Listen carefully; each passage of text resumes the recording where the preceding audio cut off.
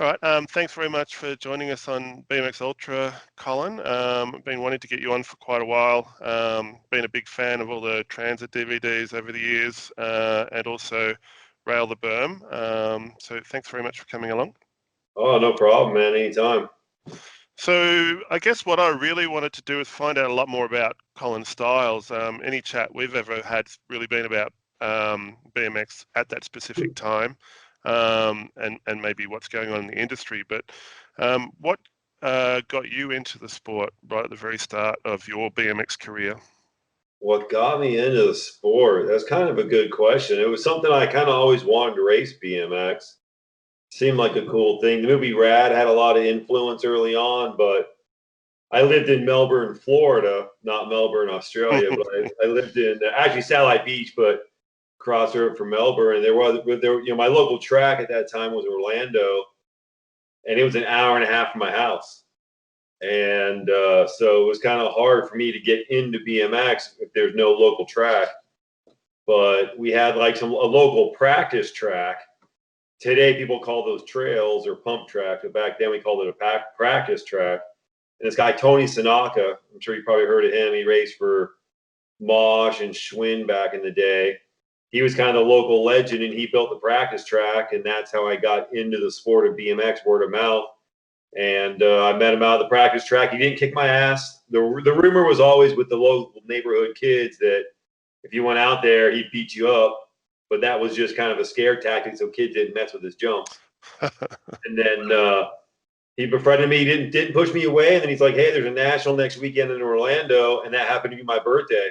So I told my dad I wanted to go check it out. That was April. I didn't do my first race until December. But I was riding the practice track a lot throughout those days. So I was kind of a word of mouth. That's how I got involved in BMX that way. So did you have a BMX bike to start off with? Not really. I kind of had just a makeshift bike that I rode around town, or rode back and forth to school on.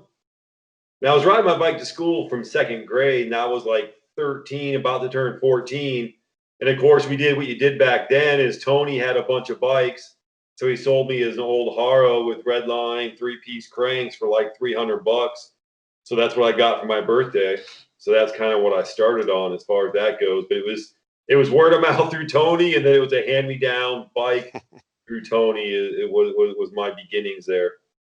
So how long were you riding, say, local events before you started doing nationals? Oh, dude, here in the States, man, they get you racing nationals right off the bat. It's like go to nationals. It's not like everywhere else in the world where they have just boys classes or expert. Like in the States, it's novice. Well, back then on the NBL side, it was beginner, novice, and then expert. But it's basically 3 classes. So they were, at that time, they were letting intermediates or not, the middle class race. So, I turned expert and national comes up. I mean, I started racing December, and April were the Easter races. So I was racing my first national a couple months later in the novice class or intermediate. How important do you think that is to have that tiered structure through the age groups to try and help grassroots of BMX? That's something I ponder a lot and think about. You don't have it there in Australia at all, do you? Well, I think we do here in Victoria. I'm not sure how many other states run it. Here in Victoria, they'll combine a few classes and run it as a novice. They don't get timed, they don't get scored. It's more of a participation type of thing. And it gets fairly well supported. It was better supported when they were actually giving trophies away for it. But yeah, I think for me here in the States, I think the novice, intermediate, expert tiered system locally, statewide, is really good for the sport. The problem is when you go to the nationals and they have novice, intermediate, expert, and you kind of get like novice head or intermediate head. Kids are like, oh, dude, I made my main and intermediate at a national, and it's like, yeah, but wait till you turn expert and see what happens. And that's kind of the sanctions have always kind of pushed that because that's more revenue. More people show up. That's more money. More people getting stoked on BMX. The long-term effects, I think, is bad. I think it would, in my opinion, I think it would be great if, you keep the novice, intermediate, expert at the state and local levels, nationals just be age group only, but that's never going to happen here in the States unless they get to 100,000 members, because they really need those novices and intermediates racing nationals to help pay their bills. Do you think at any stage for your racing career they would have reached the 100,000 people racing BMX around America? No, we've never, as far as Mike Carruth studied the numbers, we've never had 100,000 people here in the States. When I got in December of '88 was my first race, and BMX was kind of on the downfall at that point. I think it kind of bottomed out like 91, 92, and then it started coming back up. But I know when I got involved, if it was like 86, 87, BMX is a lot bigger in the States, but I have no idea what the numbers are Okay. back then. I mean, I know what the numbers are now, what they've been kind of over the last 20 years as I've gotten involved in the industry and seen behind the curtain a little bit more. But, that was Mike Carruth. I'm sure you know Mike, the Truth Carruth there. His idea was, he had to race to 100K, which means let's get to 100,000 members, or what can we do? And that was kind of, part of the inspiration that started the BMX Racing League here in the United States. It's had some successes. We just need more people racing BMX. So it doesn't seem like it's a difficult task to get people to at least have a try of BMX. It seems to be more keeping them in the sport these days, doesn't it? Keeping people in the sport is definitely an issue. Turnover, but I don't know how it compares to other sports. Yeah, you're right. Because there is a lot of turnover. I mean, think about a lot of kids play baseball and do one season and never do it again. They play football, do one season, or basketball or soccer. So I don't know how retention rates are compared to other sports.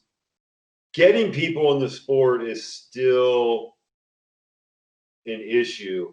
I think it's like Greg Hill famously said in an interview I heard one time, where he said BMX racing is the best kept secret in youth sports. And I think that's so true that, I mean, BMX racing is such a cool sport, but nobody really knows about it. Yeah. And it's kind of weird that when people tend to get into the sport, they get really heavy in, they don't have any other friends outside of BMX, especially here in the States. It's like you get into the cult and you just disappear into that group, and then you don't mingle with the other guys to bring new people in. Especially chasing the nationals, because once you race that first national and you get the taste of going to a national, the excitement, the adrenaline, you just want more and more and more, and then people kind of get away from the local and state stuff and just get excited about going to nationals, and that becomes the focus, I think. But I mean, I don't know how many times, like me, I got traveled the country. I've been to 250 tracks in the United States, and I've taught clinics at probably 150 of those tracks, maybe more. And it's crazy sometimes how you'll be 2 blocks away from the track and you ask somebody that works at the 7-Eleven where the track is, and they have no clue what you're talking about.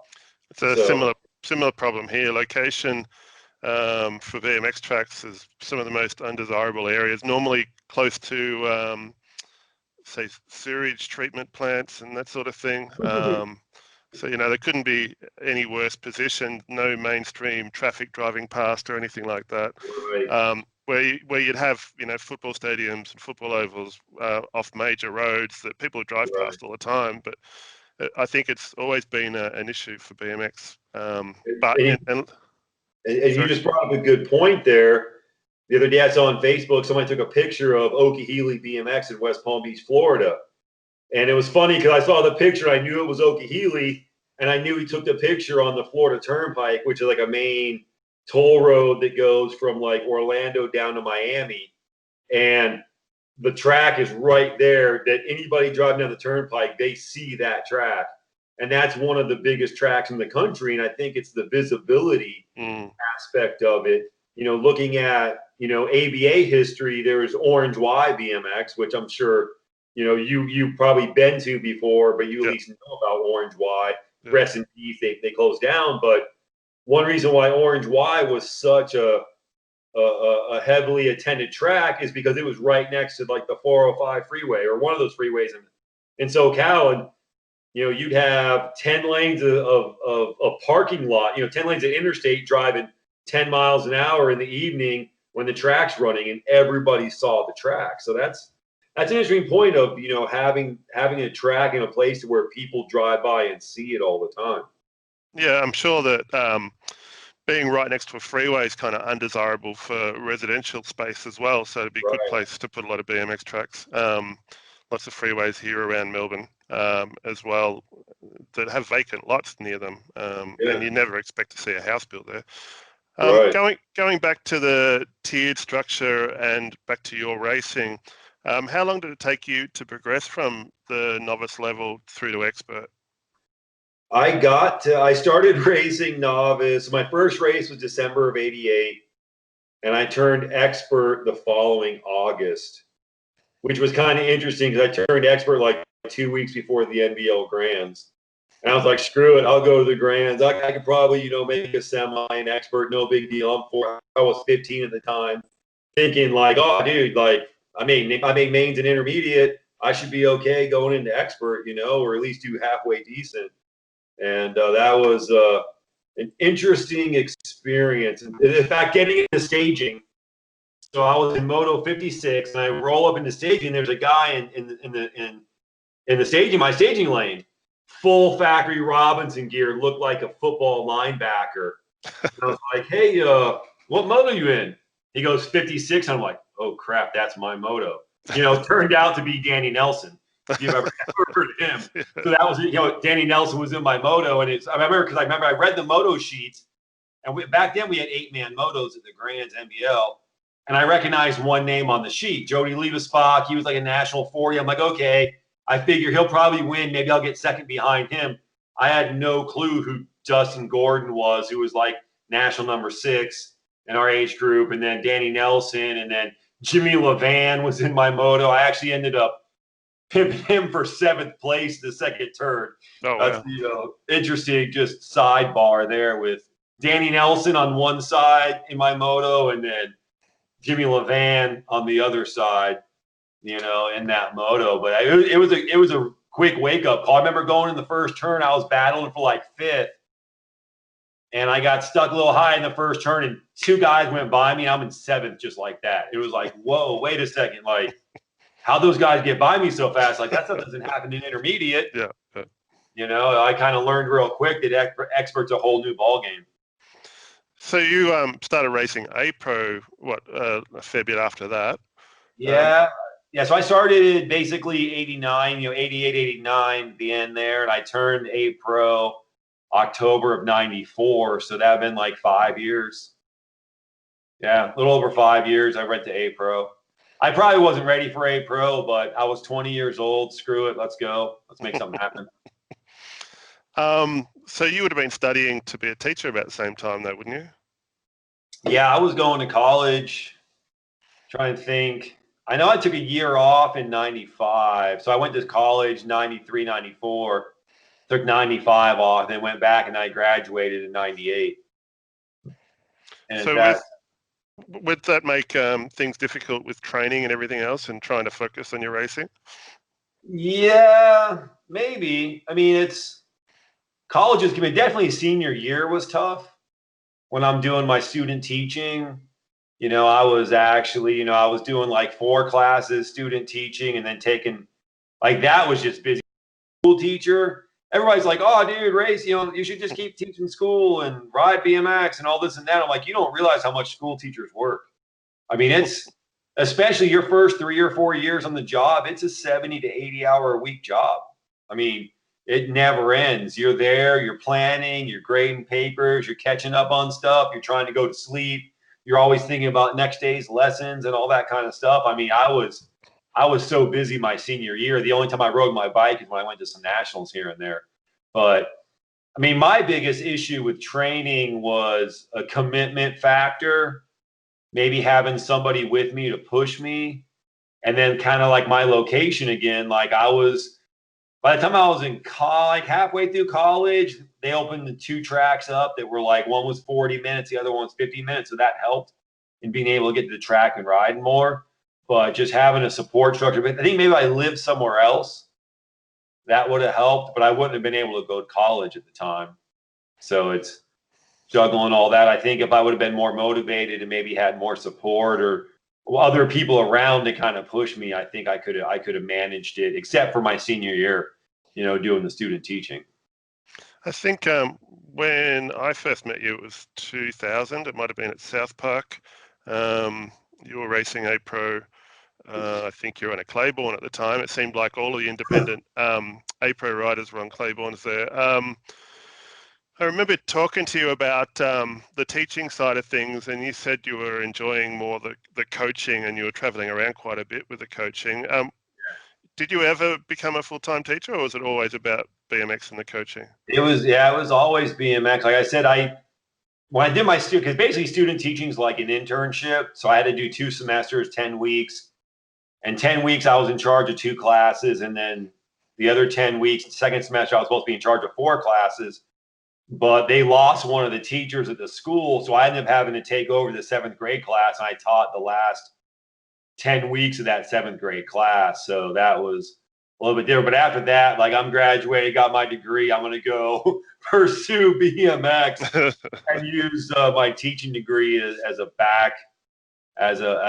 plan B per se. I just went to college because it was basically free for me, and I was kind of stupid to maybe not go.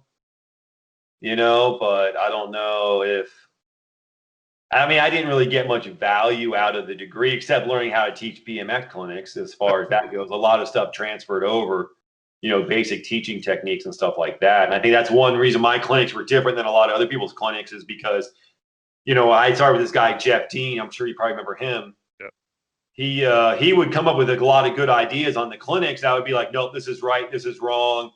Okay, this is a good idea, but you need to teach it this way, and you need to ask these questions. And I was able to analyze everything down to the point to where we could get like a good lesson plan figured out. Because we would come with different ideas, and I could say like, that's a good idea, but you need to start with this, go to this, and then hit that, and then ask these questions to get there, and different questioning techniques. But for me, I wasn't really. I went to college. I stayed at home. I mean, because basically, my dad was a college professor. You could say he was a rocket scientist in a way, but he was a college professor, and so he got like 85% off tuition at the college, and so I could go there for next to nothing, and then we got money back from the state. So my tuition was probably less than what my books were each semester. It was pretty cheap, and so it was like I just lived at the house and I just kind of did it half-heartedly. I mean, looking back, I might have been better off just graduating college and moving to a small town and being a teacher and just riding my bike for fun. I mean, looking back, maybe I would have been better off doing that, but I wouldn't be here talking to you, telling BMX stories or hosting Rail The Berm. We used to do that if I would have gone that route. But So at what point did you start Stile Industries? I started selling t-shirts in 95. So there was a team called the Sweet Brothers, and that was my first factory team. I want to say it was factory. That's the first BMX team that accepted me, and I was 20 years old at the time. And basically, sponsorship was a long sleeve T-shirt with the screen printing front and back that just said Sweet Brothers on it. And anybody that was around back then, we were probably the most known group. I wouldn't say a team, like the most known group at the track, just because of our off-track antics. Like, we went to races to have fun. Racing was secondary.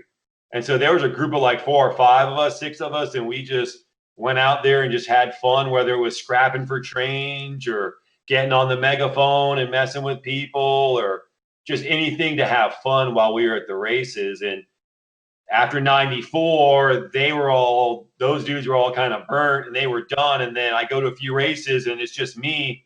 So I'm like, screw it, I guess I'll start my own thing and try to pay for racing that way, which I don't know if I regret making that decision or not, but that's another thing. Yeah, so I've been doing it 25 years basically.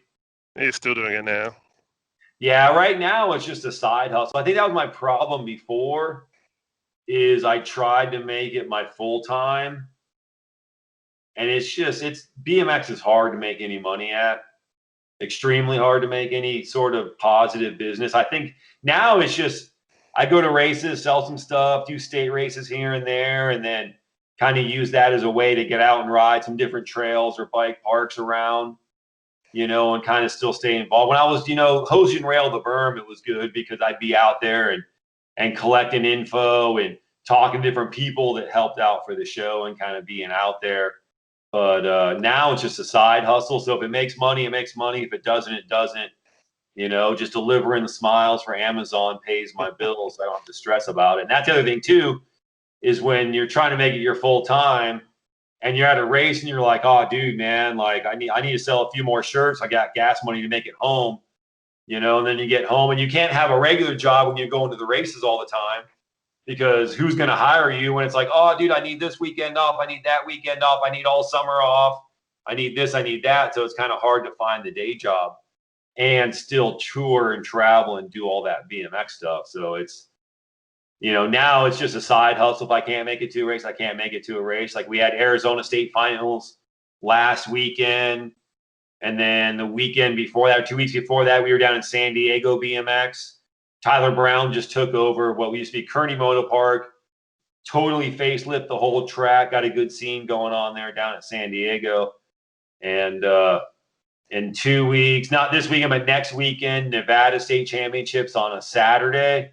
And then that's in Las Vegas, and then it's about a 4.5-hour drive down to Lake Paris for the SoCal State Finals on Sunday. So I'm going to leave Saturday morning, hit 5 hours to Nevada, set up there, and then break it down and drive through the night, get down to SoCal and hit Lake Paris on Sunday.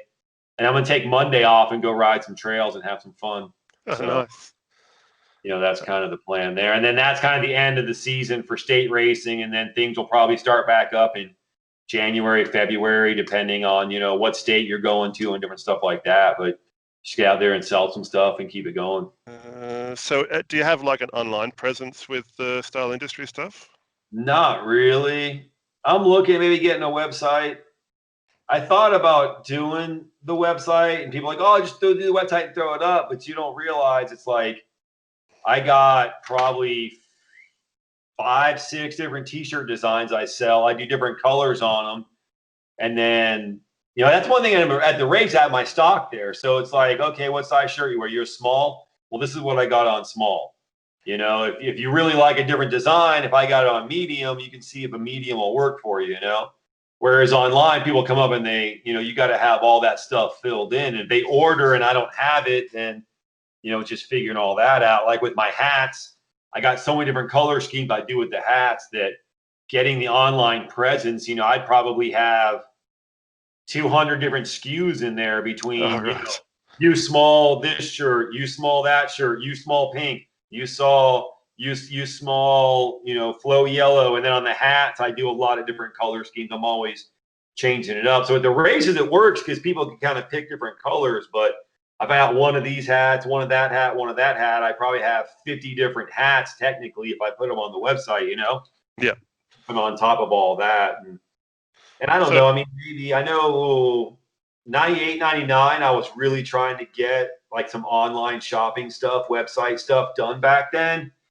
And of course, technology was a lot more primitive. So it was a lot harder. I paid a dude like $500 to develop a shopping cart, and it kind of fell through. And then my web lady was kind of like, he's screwing you over. He wants more money. And I'm like, dude, I need to have this. And I just kind of gave up on it. Whereas now technology is a lot better, but I'm kind of an old dude, kind of over it. If I was 20, and I mean, with the technology we have now, if I would have had that when I was 20, it would have been a whole different ball game, I think.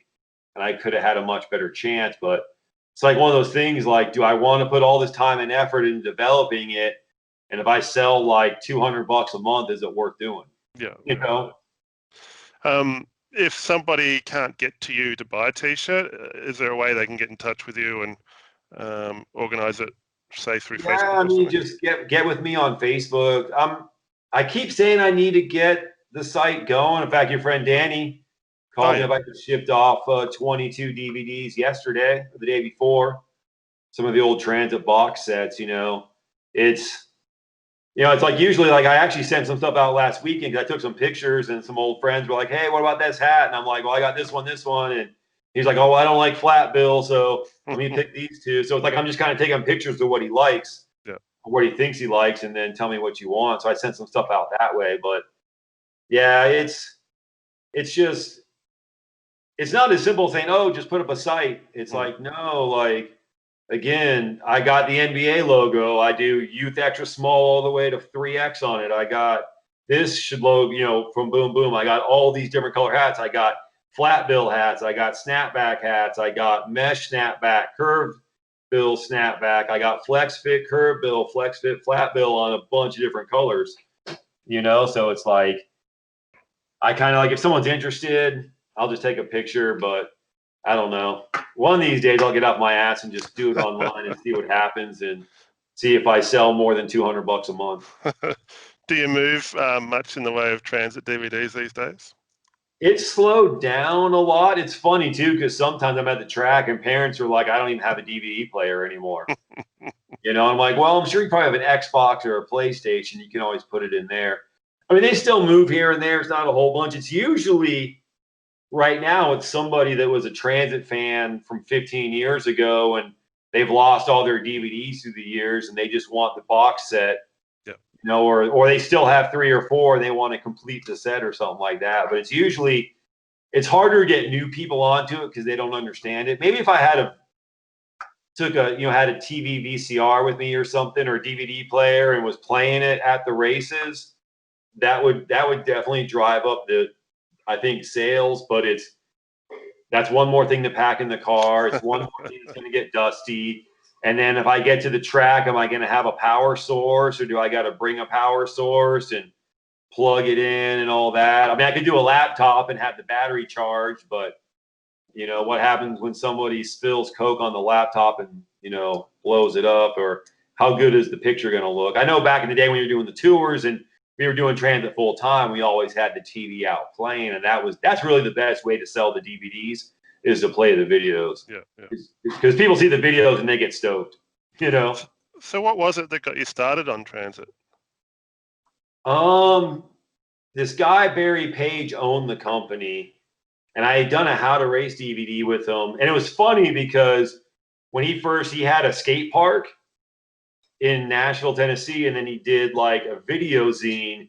And the video zine wasn't just BMX; it was inline skates, skateboarding, and BMX. And it was late '90s. He was trying to cash in on the whole X Games movement.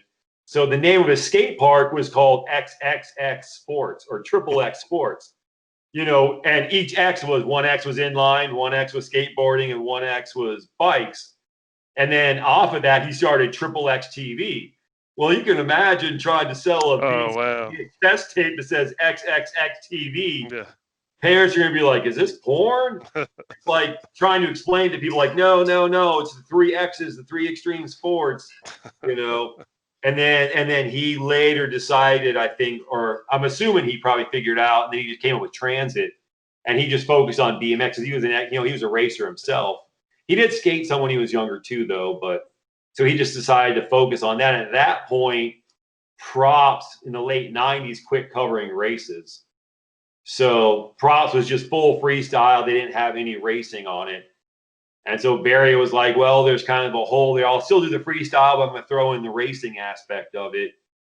And then Barry kind of figured out what I think maybe props figured out is that the hardcore freestyle guys wouldn't buy a tape, a VHS tape, if there was racing on it. They just didn't want to see it. So he was still doing the transit and trying to build that name. And then he decided, well, there's a void that needs to happen for the racing side. And so he's like, I'm going to do a race only video. So I'm going to do the transit, the freestyle side, do an issue every 3 months, quarterly, but then I'm going to do just one specifically for racing. So transit 1 through 6 originally, like the original series, had freestyle and racing on it. And then 7, 8, 9, he got to number 9. And when he finished on number 9 right when I was buying the company. And then we started doing the racing, and he said, "Hey man," and I'd worked with him on the How to Race DVD with Triple X TV back in the late 90s. So I had a relationship with him, and he was like, hey, you're going to all these races. Do you mind filming? So on Transit Race 1, it was originally called Transit Race 2002 Complete Racing. It was some crazy long title, and I thought it was too confusing. So when I bought the company, I was like, just Transit Race 1, Transit Race 2, Transit Race 3, and just to kind of put the race on there so people kind of knew. And just to make it easier, like the XX Sports was a great idea of trying to capitalize on the X Games, but trying to explain to people that it's not pornography, that it, is extreme sports is a little bit, it's just too much work to do that. Yeah. And so like with Transit, I'm like, it's Transit Video Magazine. And I would say, it's like BMX. You say, hey, I race BMX. Oh, so you do flips, you ride half pipes. No, I race BMX. They don't hear race, they just hear BMX, and they automatically go to that. So when I was saying Transit Video Magazine, which is, it's a magazine in video form, that just confused people. They're like, oh, dude, like, where do I buy the magazine at? It's like, no, it's a video. So then it's like, I just went to Transit DVDs, or Transit Race, and kind of push that whole side of things. And I mean, I could have done the freestyle side, but I didn't know the freestyle side well enough to feel like I could really compete. And I knew racing. So when I bought Transit from him, I kind of just left the freestyle there and just focused on the racing. But, with Transit Race 1, I did, a lot of filming for that video. I helped out, did some assistant editing and some commentary work. And then Barry did the final editing. And then right when he was getting done with it is when I decided to buy the company from him and then just go full Transit Race series after that. So you must have had your hands full when you went to a race meeting. You would have been doing the coaching, the T-shirts, doing the videoing and trying to race as well. That would have been hard to juggle. Yeah, that's why my racing suffered a lot because I'm doing everything else. I remember ABA Grands, I forgot what year it was. It was a year of Carnes, I think, and Todd Perry had some big battles, been like probably 04, 05-ish. But I was racing Vet Pro at the time, and they had exactly 24 guys in Vet Pro, which means it's 3 gates of 8, 6-man semi. And I wasn't planning on signing up, but I was like, oh, dude, you know what? I'll sign up so we get to 4-man, 4 motos and get that extra whatever. And I remember I made the semi, and I'm up in the bleachers telling somebody like, hey, I need you to film the semis, film from here, do this, do that. And I'm in my full uniform looking down, and my semi is about to get loaded up in the gate because Vet Pros went first. So it's like, okay, cool, you're on. Hop down there and then get in the gate and try to race. Of course, I got, 5th or 6th in the semi, but, it's like trying to definitely juggle all that stuff got to be hard. You were also running a team at the time, weren't you? There was quite a few people getting around in your gear that looked like a team. I never really officially did a team sheet. It wasn't a team in the sense of, oh, we're putting in a team sheet, we're doing this, we're doing that. It was more like a crew.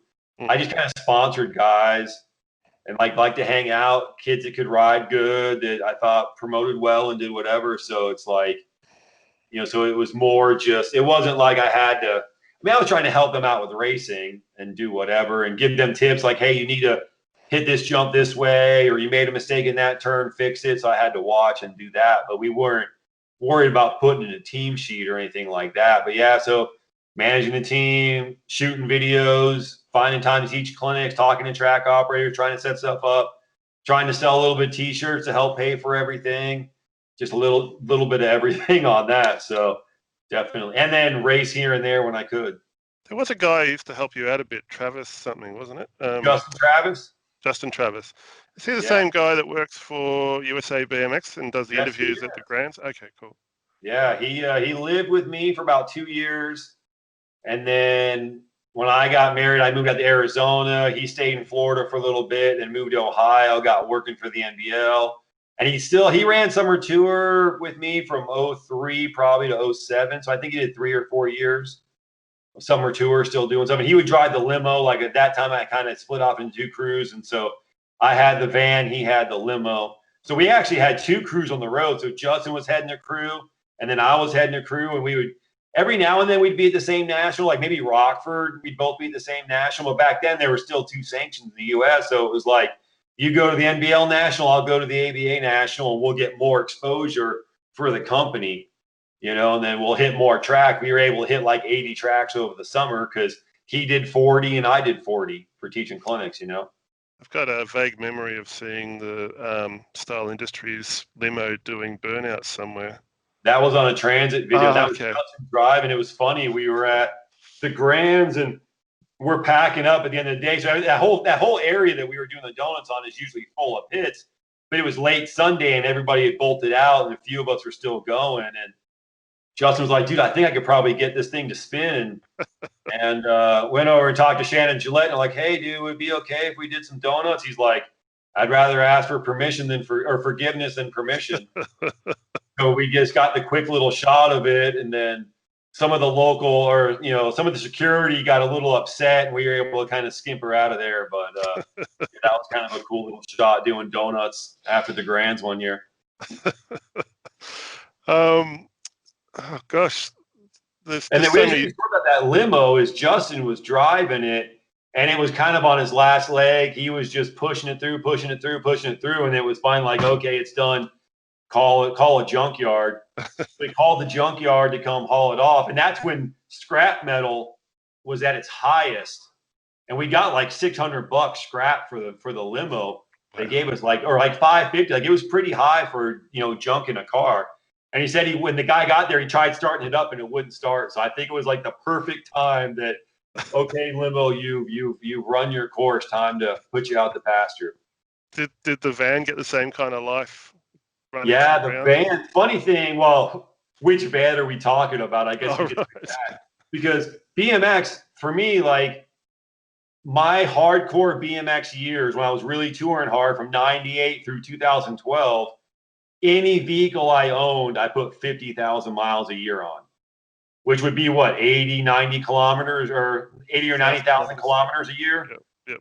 You know, I mean, we did 35,000 miles over the summer tour, so it's like every 2 to 3 years, I'm replacing a replacing a vehicle. You know, we just run it till the wheels drive off. But at the time that Justin had the limo, we were driving the old NBL van. And Bob Tedesco, good old Bob Tedesco, is like, Stiles, we're selling our old van. And like when Justin first told me about it, I'm like, no way are we buying that van because I know it's been beat to hell. But then, you know, Tedesco comes over like, Stiles, I'm going to tell you straight now. You know, we had a lot of problems with the van, but that's because we had a V6 engine in it. And we kept blowing the transmission, having to tow that big metal gate everywhere. We got a new V8 in there. You know, so the engine's only got like 80,000 miles on it. It's a V8, man. It goes. And we just fixed this, just fixed that. I mean, I think I paid $2,500 for it. Justin went up and got it because he had a girlfriend at the time that lived in Ohio, and he was still in Florida. So he drove up there with her and then drove the van back, $2,500. And I maybe put a total of 10 grand in it, which sounds like a lot of money, but to consider that, you know, buying it, all that 10 grand, and I drove at least 150,000 miles on that van because it was like 250,000 when we got it. And when I finally let it go, it was at 390,000 miles. Jeez. So, and I probably could have pushed it longer. It was just one of those things that it was starting to act up a little bit. And there were some electricals. I did one electrical. I think if I would have done a few more electricals and got that dialed in more, I bet you the van would have driven another 50,000 for me. But it was kind of one of those things that like, well, I can't trust you anymore. And in fact, that year it broke down on the way home. Like I'd done my last tour stop and I was like 7 hours from home when it broke down that last time on summer tour. And then it's like, okay, cool. Got it fixed, got this and that, got it back home, drove for like a month, it broke down again. So I didn't go on me on summer tour. And it was funny because that was the old NBL van, and they nicknamed it Buford. You know, like that was the name of the van was Buford. And then we called the limo Betty. But when I drove out here in 2005, I had Buford out there, and I pulled into the track, and they had the Fall Nationals that year in Phoenix. And John David comes over, and he looks at the van. He goes, "Is that Buford?" Because John David used to work at the NBL, so he had driven that van. So like, it was just interesting seeing that history there. And he was all like, "Man, I've had some fun in that van." But he recognized it as being Buford, you know, from from the years as far as that. And the van I had before that, I think, was the old Bully van I bought from Bully. That van was horrible for me. I spent way too much money on that van. But Tedesco hooked me up good. He sold me on that van, and thank you, Bob T. Buford served me well. I got a good 3 to 4 years out of it. So I appreciate that, Mr. Bob. So it sounds like you did a lot of traveling and spent a lot of time in the car. How did you even get a chance to edit the transit videos? I would come home after the summer. So it would be like, I'd get home. We would just film all summer, get home after summer tour, and then 6 weeks to get the video done after the summer one, and then get it produced and have it ready for ABA Grand. So we were always like 6 months behind. 6 months to a year behind, depending on how you look at it. So it would have been nice to be able to edit as we went, but I was one of those guys that I just wanted to look at all of it, because editing takes a lot of, you can't just go in and edit for 20 minutes and then do 20 minutes the next day and then do 20 minutes the next day. Like, you kind of need to devote like a 4 to 5 hour block to getting something done, and usually for me, it was about 6 weeks to edit that video. A solid like 30 to 40 hours a week, give or take. So I had a lot of time.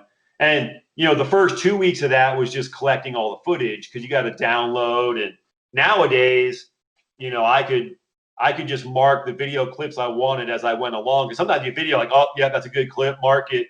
And I could get home and it would just download everything for me. But the old school way, you had to go through, you had to mark an in point, an out point, name it.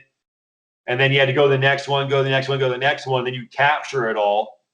And as long as nothing happened with the capturing, it captured it real time. So to do an hour of video, to go through catalog and capture everything, was about 3 hours. So, it was like a 1 to 3 ratio. That was a tedious process that could be taken out nowadays with technology. But at the same time, too, when I'm looking through the footage, I'm seeing it. So I'm kind of getting an idea of what I have to work with. So I'm already starting in my mind, like how I'm going to edit and what I'm going to use and where I'm going to place this and how I'm going to kind of work stuff together, so I'm already kind of seeing it, because I don't want to just put music behind and throw the video. Like, I want to have a little bit more to the video as far as that goes, and tweak it and try to make it look good and stuff like that, if that makes sense. Yeah, absolutely. I think it was well worth the effort, because it was always an interesting watch. And I know a bunch of people, it's raining here today, and I'm sure they would still be sitting in front of a transit video and just analyzing everything and listening to every word. They probably know it word for word better than they know rad, Times, yeah. I used to be really good on my transit trivia. I could be listening to it and know like what part it was, what section of the part. Someone's about to crash right now just by hearing the music. I'm always impressed.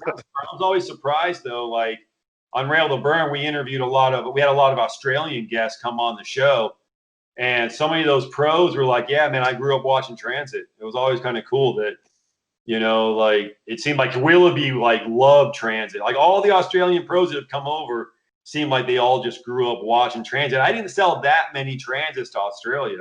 I only had a few shops selling them, but I guess it got out there and the kids loved it and checked it out. So that's always kind of cool to hear. Did it have a big following in other parts of the world? Like, was it big in Europe or anything?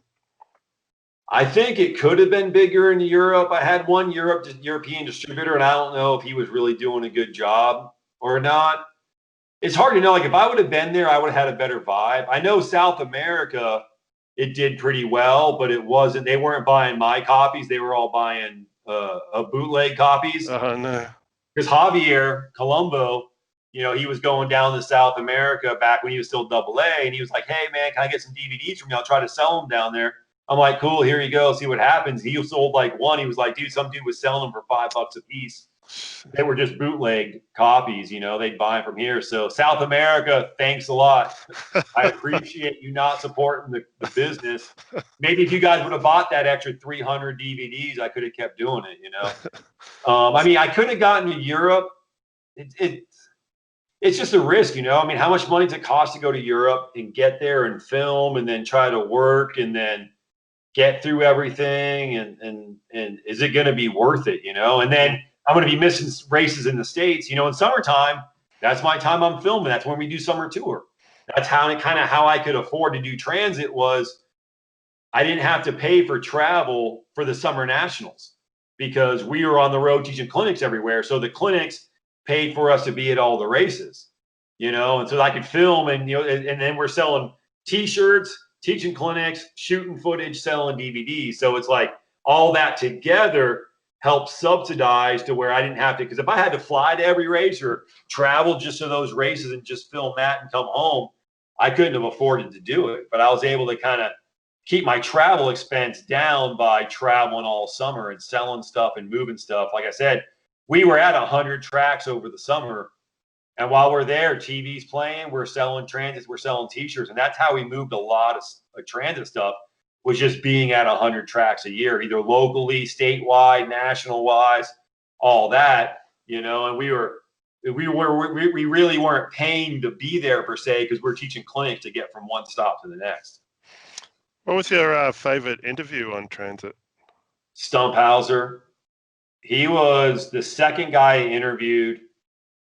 He was really cool. And it was weird because everybody we interviewed had different aspects. Like Kyle Bennett was cool. I've known Kyle for a while. I actually, you know, knew him back when he was 15, 16. I went and stayed with Jackal back when Jackal was Kyle's stepdad in Texas. So I'd spent a week at the compound there, so I kind of knew it. But like, I remember working with Kyle and we're filming and his trails weren't running at that time, and him and Jackal and his mom had split up. So Jackal was living somewhere else, and he had jumps at his house, and his place was kind of hard to ride. I mean, he had a little tech. And so we're filming some B-roll with Kyle, and like 30 minutes into it, he's like, okay, I'm done. And I was kind of like, I need to get some more shots. Like, I don't think I have enough shots of you hitting stuff. Like, I kind of need more. But how do you tell Kyle, like, go ride some more? You know, so that was kind of hard to do. But Stumpfhauser, he had his yard set up. So I got there. I spent the night with Rich Pelton. I think it was a Sunday or Monday night. It was Monday night. So Monday night, I spent the night at Rich Pelton's house, who owns Tangent, and hung out with TJ Johnson and all of them, and Paulie Lang. And then he's in Sacramento, drove down to Fresno. It was about a 3-hour drive on Tuesday morning, and showed up. And we were waiting for Stumpy's wife to get there because it was just me and him. I need somebody to kind of run the camera. So thanks, Carrie, for running camera on Stumpy's interview. But we just kind of watched. Transit Race 2 was out at that time. We kind of went through some stuff, and then we did the interview, maybe like an hour doing interview stuff. And he started riding the yard. He rode the yard for about an hour and 15 minutes. And he did that big enduro line. He's like, yeah, I'll do that early because I won't have energy to do that later. So we got that whole line. But I had been to Stumpy's house the year before, so I knew how his yard was. And I watched him ride. And I'm like, the whole 3-hour drive from Sacramento down there, I'm like, I have to capture the essence of Randy riding the turns in his house. Like, I have to capture that essence. So he rode for about an hour and a half, and then his wife cooked like steak, barbecue. We ate, chilled. He went back out and then rode the yard for another hour. And we did some more interview stuff with Roybal, like a few other guys that got there later in the day. So we're doing some more stuff here and there. And then it's about 4:30, 5 o'clock-ish, local track. And he rides a local track for like 2.5 hours. And I'm filming the whole time. So he rode easily 2 1-hour sessions at his house and 2 hours at the track and all the interviewing, and did it all in one day. And then I had to leave the track because Brian Strebe was flying into LAX to race the X Games at Woodward West that year. So I had to go pick him up from the airport. But I mean, we got all that done in one day. And Stumpy was great to interview because he said a lot with a little bit of words.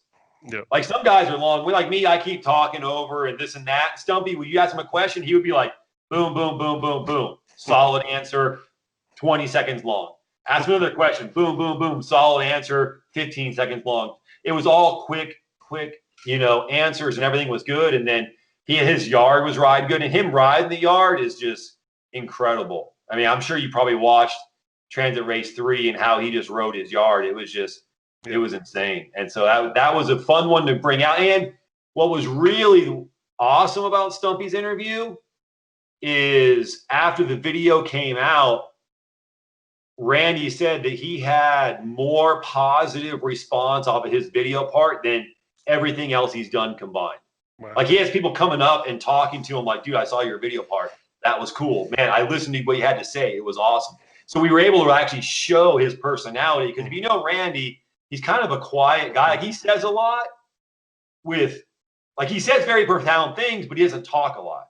So he says a lot without saying much, but he's usually quiet and reserved to himself. But he's a really smart and interesting and humorous guy and funny, but you don't really ever see his personality out of the track. So we were able to get that out, and people saw that side of him. And he thanked me for the interview. He was like, man, dude, I really appreciate you doing that interview for me. I'm like, I appreciate you doing the interview and giving me content. But, you know, as far as he the way he explained it to me was that was the best thing he ever did for his career or for his public relations, as far as that goes. And it's almost Randy was.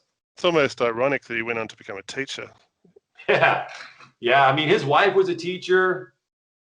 It's kind of interesting. I've talked to him a little bit. I know he works, when he was doing his student teaching, he was working with a lot more like poor kids that didn't really have good home lives. And, you know, he would do that whole thing, like, what do you guys see with your life? And he would read some of these kids' life stories and just be like, wow, man, how do I teach this? You know, these guys are so down. But, you know, I think I haven't talked to him again and see how he likes the teaching or if he's still into it or not. Because I asked him about it because, you know, we both went through it. So it's like I could kind of get him more in depth. And he said like his student teacher, his mentor teacher, because when you do student teaching, they hook you up with a you know, an actual teacher. And he asked for advice from the mentor teacher, and he goes, don't take any of it personally.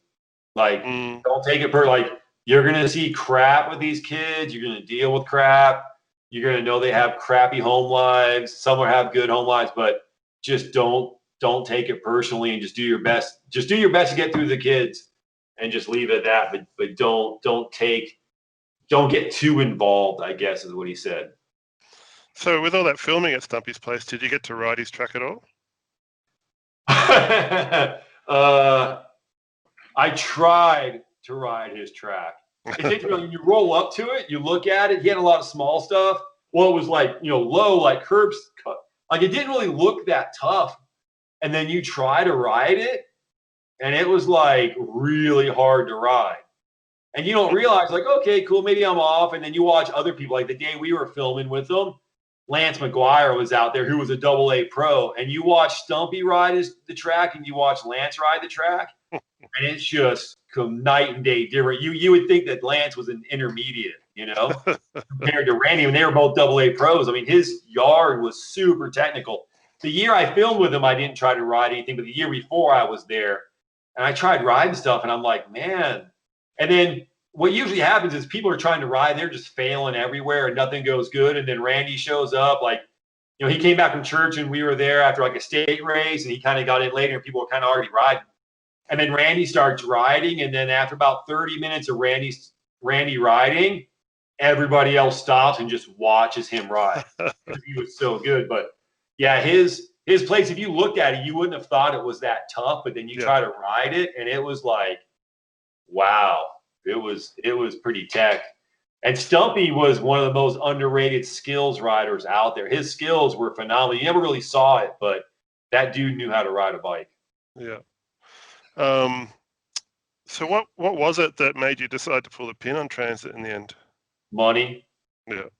I was broke. Got married, had a family. I couldn't afford to live at I mean, it's funny because about 3 months into doing Rail The Berm, Brad is starting to figure out who I am. Like, he knew of me, but he didn't really know who I was. And that's why it took him so long to call me to kind of be on the show. And then after being on the show, he was like, man, why didn't I call Colin sooner? And Brad said something like, man, how is it you've done everything you've done in BMX? Because he actually he took a step back and looked at everything up. My fingerprints are kind of in so many different areas of BMX. And one reason is I lived at home with my dad. So I didn't have to support anything. And then I got married and my wife was kind of the breadwinner. So I was free to kind of go off and do stuff. If I didn't have that cheap living life between either my wife paying the bills or living at home with my dad real cheap, I wouldn't have been able to do it. So, you know, finally onto it, well, I mean, it was money. I just couldn't afford to do it anymore. And my numbers were kind of telling of like Transit Race 4, I don't know if I want to go into the whole story, but basically I saw behind the curtain and I realized how small BMX racing really was. Yeah. And I realized I maxed out. I actually had a conversation with the CEO of the ABA, and he inadvertently told me what his numbers were. His true numbers, not what they say, not what they publicly say they have, but what they actually have. And it was indirectly because he told me what NBL's numbers were. And it was funny because I'm talking to the CEO, and I'm just like, yeah, dude, NBL has like 20, 25,000 members. He goes, no, they're 13.5. Oh, and I'm like, no, they're 20. He goes, no, they're 13.5. And I'm like, no, they're. And the third time I was correcting him, he stops me and says, dude, I almost bought the NBL a couple of years ago for a couple $1 million. I saw their books. I know what they have. So this was 05. And if you remember, in the 2002 is when the ABA was going to buy the NBL from USAC, and that whole thing fizzled. I don't know if you remember that. That was an interesting hubbub in 2002. So when he said that, I had to step back and go, whoa, like, is he telling me the truth here? And I started really analyzing and looking down into it. But the thing is, he doesn't realize at the time that when he told me what NBL's true numbers were, he indirectly told me his true numbers. And when I first bought Transit, I'm like, I got to come up with two numbers. When I bought Transit, I'm like, okay, how many videos do I got to sell to break even? And then how many videos can I realistically sell? I know I'm not going to sell 1 million of these things, but is 10,000 realistic? Is 5,000? Like, where's my ceiling of it? You know, and going through the numbers and kind of figuring stuff out, I realized about 2,000 videos was my break even point. And then after that, like, man, I'm you know, making good profit. But I took my ceiling I got at 6,000, because I'm like, well, ABA has, you know, 40 to 50. NBL has this. You combine them together, there's probably 60,000 people. So my ceiling is 6,000, basically 10%. If I get 10% market share, I'll hit 6,000 videos. That's my ceiling. Well, after Transit Race 4, I got to like 2,500 in initial sales. And then number 5, sales came down about 10%, you know, 5-6%. Not okay, cool. Maybe people didn't like Jason Richardson because he was the featured pro on that one. And then number 6 came out. Sales were down a little bit more. 7, sales down a little bit more. 8. So from 4 all the way to 10, I lost about 3 to 5% sales each time. And I got down below my break-even point. And when I found out what NBL's true numbers were and what ABA's true numbers were, I was able to figure out ABA's true numbers. I had to go through a little figure it out by, you know, basically looking at a magazine at the end of the year and seeing how many people were in there for district points. And it was like, holy crap, dude, there's only about 30,000 people in the US racing BMX. So 10% of that's 3,000. So damn, that's my ceiling, is 3,000. Yeah, so your numbers were a bit skewed. And I know at that time, the sanction BMX racing here in the States was the biggest in 01. From 01 till now, it's been on a steady decline. 08, there was a little bit of a bump, and then they flattened out now, and they're starting to, they had a little bit of increase, you know, like about 500 members last year, you know, which is whatever percentage, but it's like, I know that, you know, internet was coming in, YouTube, people burning stuff, stealing stuff. So I knew the internet was kind of hurting my sales. And then I also knew that membership numbers in the States were going down. I mean, if membership numbers were going up and my sales are going down, I'm doing something wrong. Yeah. But when I looked at, hey, well, they're losing about 3 to 5% a year. That's about what I'm losing. It's, you know, that my drop in sales was pretty much paralleling the drop in membership. So there's no way to fight that, you know, was my feeling on it. Yeah. All right. So that was the end of Transit. That was the end of Transit. Funny. Yeah. That was the end of Transit.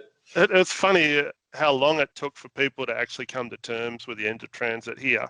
There was always the expectation that another one might come out. You know, people were really anticipating that it might happen again. I don't think anyone knew the story as you told it to us. And, you know, it's a shame that more people didn't pay for copies, and we're going to have to blame the South Americans from now on. Yeah, yeah. Bunny Lim, you know Bunny Lim? Yeah.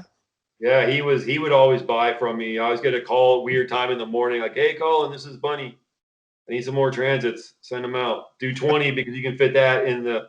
I think we always did 20 at a time because that fit the medium flat rate box perfectly. Oh So yeah.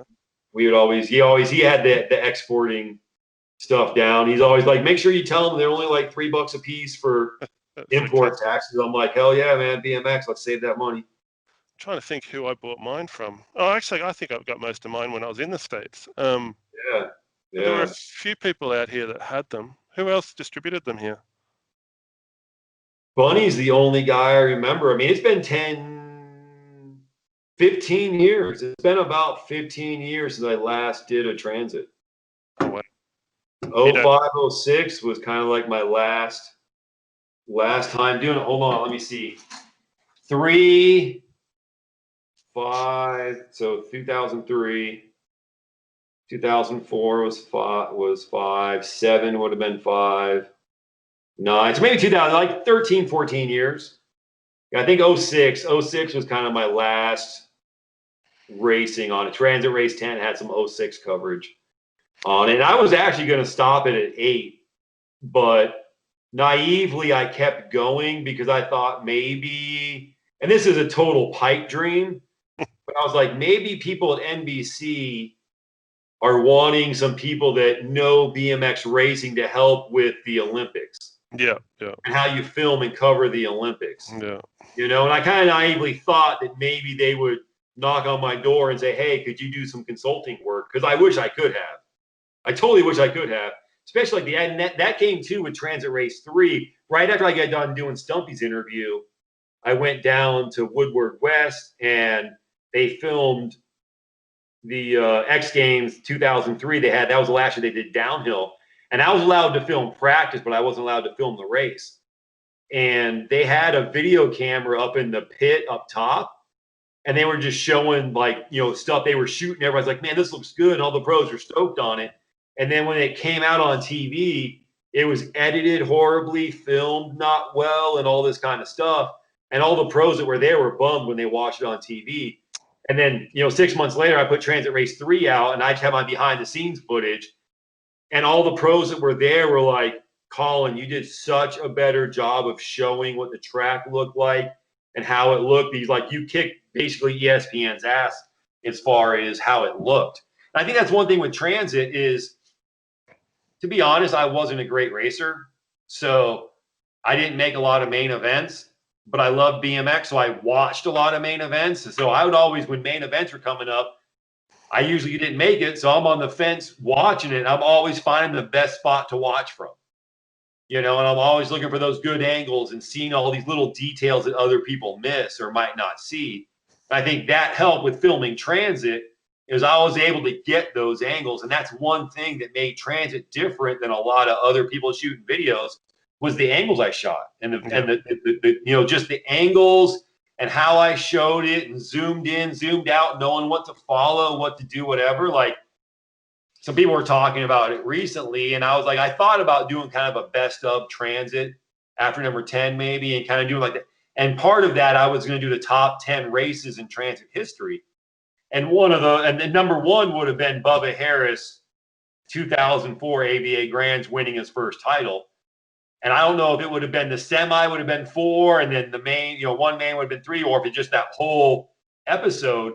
But in the semi, I don't know how long you want me to go and everything that's going on here, but earlier that year, Warwick Stevenson was up he was going for all 3 titles, and he was up for the NBL title and had the points, had to pretty much just make the main, and he was going to win the title, didn't make the main. And the guy filming, we always watch the bubble in the semis because that's where the action is. And Warwick, coming in the 3rd turn, just sat down because he knew he wasn't going to make it. And he just crept all the way down the last straightaway. And we didn't get that shot. And it was like, man. So I knew with that year with Transit Race 6, we were filming the 04 Grands, 4 guys were up for the title. Stumpy, Kyle, Bubba, and Warwick. Those 4 dudes were up for the titles. I told my camera guys, if you see any one of those 4 dudes in trouble, you stay on them because that's the story. And sure enough, in the semi, Bubba on the first jump unclips and loses both pedals, and he's in 7th.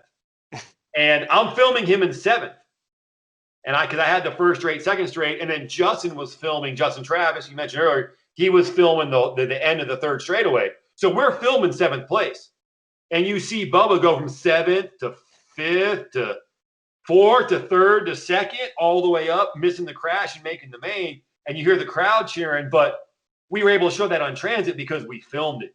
And I knew to film it. You know, there was one race with Jeffrey Upshaw in Transit Race 4 where he unclipped and he's in dead last in the first turn.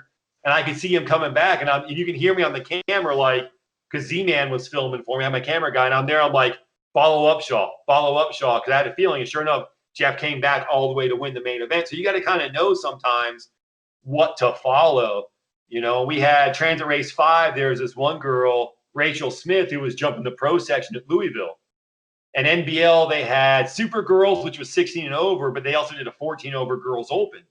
And I thought maybe she was going to go for the pro section in the 14 and over main. And I had Z-Man filming on the first straightaway, so he had that shot. And I told him, if you see Rachel go pro section, you stay on her. Like, you see her go pro, I don't care what anybody else does, you stay on her. And, of course, she hit the second set, nosedive, crashed real hard, and he got a perfect shot of it. And we used that in the opening of Transit Race 5. But if I hadn't told him that or he didn't know to look for that, he would have just followed first place, and you would have missed that crash. And I remember I was filming on the first turn, so I saw the crash. I knew she crashed, but I didn't quite see how she crashed. And I looked over at Z-Man. He gave me the thumbs up. I'm like, oh, cool. He got the shot.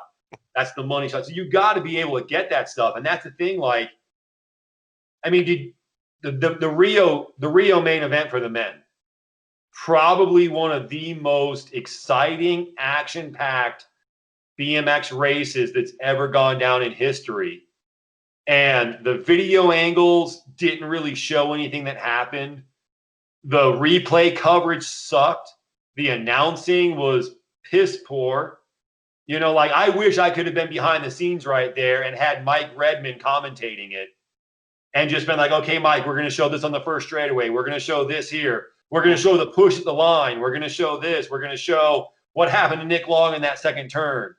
You know, we're going to show all the details of all. And I think UCI came out, or Johan put something out like, 2 months later, talking about all the craziness that happened in that race. And I'm like, that needed to happen on the live coverage here in the States. Yeah. Like, it needed to happen there. And so naively, I kept transit going a little bit longer, thinking maybe they would want some consultants to make it look better on TV, or maybe the Olympics is going to be that push to grow BMX racing, and I'll already have transit in the, I'll be the footworks, like maybe I can ride the wave if BMX takes the wave. But, sorry, I'm getting distracted here talking. That's all right. That's all right. Any behind the scenes stories you want to know? I'm sure there's plenty of them. Gosh, you want to know about Warwick Stevenson and his interview and interesting stuff. Yeah, go ahead.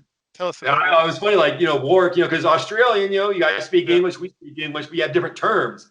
So we're like in a Bed Bath and Beyond, and when we were filming, it was when they were doing the MTV Cribs. He'd already done Made, and he was doing the MTV Cribs. And so we were there filming behind the scenes when they were doing stuff, and we were following him around. And he goes into a Bed Bath and Beyond, and he's like trying to get some plastic flowers or something to make his house look good. He looks at this rose, and it's like $5. They're mighty proud of that. It was kind of like, mighty proud of that. I don't know if that's a common Australian term or whatever, but he's been basically saying, like, they're proud of how that is. That's why they're charging so much of it, And, yeah. And it was funny with him and with Warwick and Kyle being good friends. Warwick, I don't know how much time you got to spend with him, but he's a fast walker. He walks fast. Wherever he's going, he's walking fast. And if you know Kyle's just chill mode. He's just taking his time, going everywhere. And Warwick's like, yeah, man, whenever with Kyle, he's just going so slow all the time. And it's just it bugs him out of just the different personalities. Warwick was just go, go, go, go. And Kyle was just chill, But yeah, so many good behind the scenes, like so many good stories with transit on filming the guys of stuff that didn't come out in the video, or something that happened that we just weren't rolling camera at that time and different stuff, you know, but I could definitely. But who wants to know about something that happened 20 years ago in BMX? Yeah. Well, who was your favorite pro or the most exciting pro rider to watch through those times? Like, who was the go-to guy with the camera? You know who it is. You know who was the most electrifying BMX racer I've ever seen? Bubba Harris. Yeah, I would have picked him. Bubba Harris. I mean, because think about it. Anybody that's a long-time BMX racer. I remember I was watching the Crank TV. For people to know, that was like GT did a BMX show back in the mid-'90s called Crank TV, and Mike Redman was the head commentator. But I remember watching. They had the 8 guys who made the main event. I know. Remember, Ellis was in there, Stumpy was in there, Romero was in there, Jason Richardson. So they asked all 8 guys. They do like some pre-race interview. And they asked the guys, like, hey, what's the key to victory today? You know what all 8 of them said? What's that? Keep it Get a good gate, get that first turn first. Hey, Stumpfhauser, what's it going to take to win today? Just get a good gate, get that first turn first. Jason Richardson, what's it going to take to win today? Get a good gate, get that first turn first. Like, that's what everybody said. And if anybody knows BMX, it's a whole shot dominant sport. So whoever gets the whole shot is going to win 8 times out of 10, 9 times out of 10. And if you look at Bubba's win rate to whole shot rate, he definitely has the lowest whole shot to actually win a race. Ray, like Kyle Bennett, he whole shotted 85, probably 85 to 90% of the time he won, he whole shotted. Levesque, anybody in BMX, except for a few like a John Purse, could have been under 85%, a little bit. Greg Romero could have been. Bubba Harris, I can maybe count. I mean, like, he didn't whole shot that often. And yet he won a crap load of main events. He won 3 titles. And that main in 04, I mean, third main, he basically needed to pass Warwick to have a chance at winning the title. And he was in 8th place in the first turn and comes out of the last turn winning. Like, who does that in BMX racing?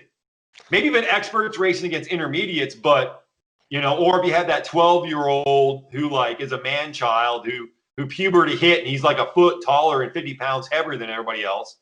But in the AA pro class, to go from 8th to 1st in that third main event, granted the track was muddy, there was different scenarios going on, but for him to come back from behind like that was phenomenal. I mean, he was Bubba Harris is probably the only guy I would pay to watch race. He's a Tiger Woods. Like when Tiger Woods is playing at a PGA golf tournament, ratings are double than when he's not there.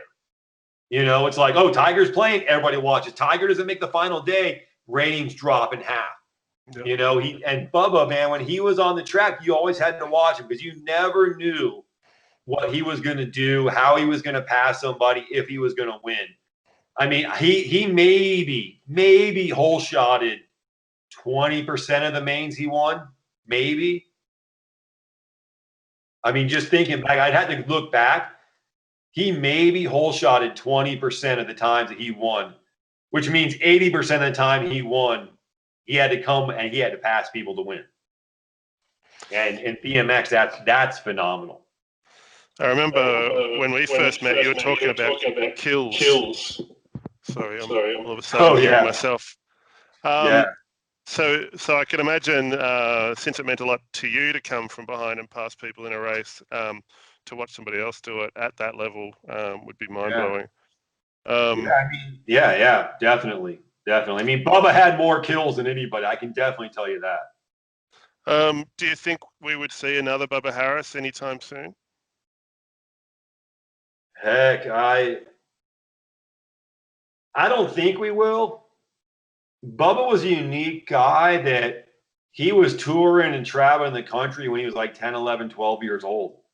He was teaching clinics at 12 years old, 11 years old. Like, not too many dads are going to do that and tour their kid around. I mean, Connor did a little bit. He wasn't teaching clinic, but his dad was taking him everywhere. So Connor was kind of like a Bubba in that sense that, his dad took him to this race, took him to that race, trained him here. I mean, he took him all over the place to do whatever as a kid, as far as a Bubba, a guy that could come from behind to win, like he could, I don't think we'll ever see that again, just with how tracks are and how training is, and everybody's so good. That's, I mean, when you think about it, though, I mean, early 2000s, dudes were still pretty good. I mean, the level of studs weren't as many as there are today, but still to be able to come from behind like that is insane. So, I mean, are you saying another Bubba Harris in the sense of being able to come from behind, a Bubba Harris and just A standout rider that would be able to come from behind. You know, I think you hit the nail on the head when you were saying, you know, there's a lot more guys out there that are at that same level now. So it'd be, you know, pretty heavy traffic. It'd be really difficult to get through. I mean, on that level, I think of somebody like the magician. I always forget his name, but the bronze medalist there in Rio. He was in 8th place at the bottom of the hill and came back and got 3rd in the line by Nick Long. Yeah. You know, which is something that if I was the director, I'd have been like, hey, where did Magician come from? You know, like, dude, he was at 8th place at the bottom of the hill. How did he come from behind? Let's show a whole lap and see how he gets through the pack. Yeah. You know, and just his push at the line. That's the thing is, from what I saw, I think Nick Long lunged at the line a little too early. Because you know that line, it's all about when you time out, when to lunge your bike or when to push your bike. And I think Nick pushed it a little too soon, and Magician got it right at the right time. Ramirez got it right at the right time to get that knobby on to take the bronze. Yeah, yeah. You know, so like he's a guy that comes from behind. Joris is an interesting guy. He's kind of a modern day Bubba that way. He always had the ability to come from behind and do stuff. You know, Sylvain Andres proved himself to come from behind as well, actually. Yes, the Frenchies do it. I think it's their tracks. Yeah. I think it's the tracks or something, because I mean, I don't know how many times we're like, dude, who's this unknown French dude who made a World Cup main event? You know, it's like France is just stockpiled with just really, really talented riders. Yeah. And same thing with the Aussies. The Aussies are stockpiled with a lot of fast riders. We're always amazed at how many Aussies come over to the States, like Ian Kennedy. Who's this guy? Who's this guy? Who's this guy? Dudes who come over and just kill it and always fast. I mean, Australians have a lot of fast dudes, but the skilled technical guys, those are always the Frenchmen. Yeah, I think there's been a real push for supercross style riders over here rather than, you know, the rodeo style racing you guys have. So the skills are almost different. So less power oriented and more about jumping big jumps and being, you know, pinpoint accurate. Yeah, that's key with how the tracks are. I mean, back in the day in the United States, it was all about doing gates, you know? Like, oh, dude, you're working on skills? No, man, I'm doing gates. We go to the track. Like, we do, like, that's one thing about the States is we don't go to practice. We go to gate practice. Like, that's just our mentality of, I'm going to go get some gates. Aren't you going to ride the track? No, man, I'm going to get gates.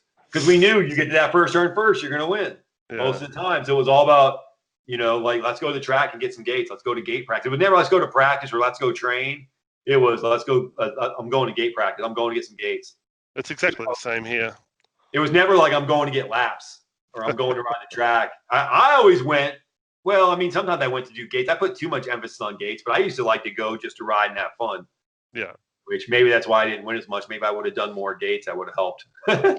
But you know, in the end, the fact that you had fun and you traveled and it's been such a big part of your life, it probably means more than being a career and trying to make money week in, week out. It must be really difficult on those guys mentally as well as physically to try and, you know, maintain a particular level, especially now when there's not a lot of guys out there making a full-time Dude, I mean, career. who's making full-time money right now racing BMX?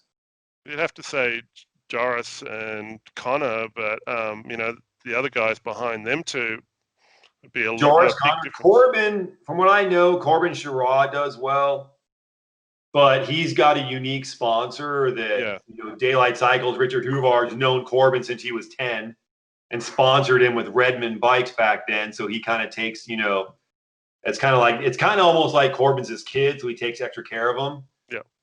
You got Elise Willoughby, Yeah. I think she's doing well. So Corbin, Connor, Elise, Nick Long is still doing okay, I think, because he's got the hyper gig. But then after that, like, what Australians are doing good? Are there any Australians making money? I don't know. I mean, if Anthony was making money in America, would he even be here in Australia at the moment? Yeah, I mean, Anthony Dean's the only Australian I can think of right now that could potentially be making money. Yeah. You know, and then you look at the Europeans, I don't think they're doing that well. I mean, the Dutch Army, they get stuff paid for, but, you know, they're going to probably have to get a regular day job after they retire. Yeah. You know? And I think this whole Olympic era, we're seeing people push so hard for so long through these Olympic cycles, and they just don't last as long as they used to, retiring at a very early age. And it's sad for the sport, I think.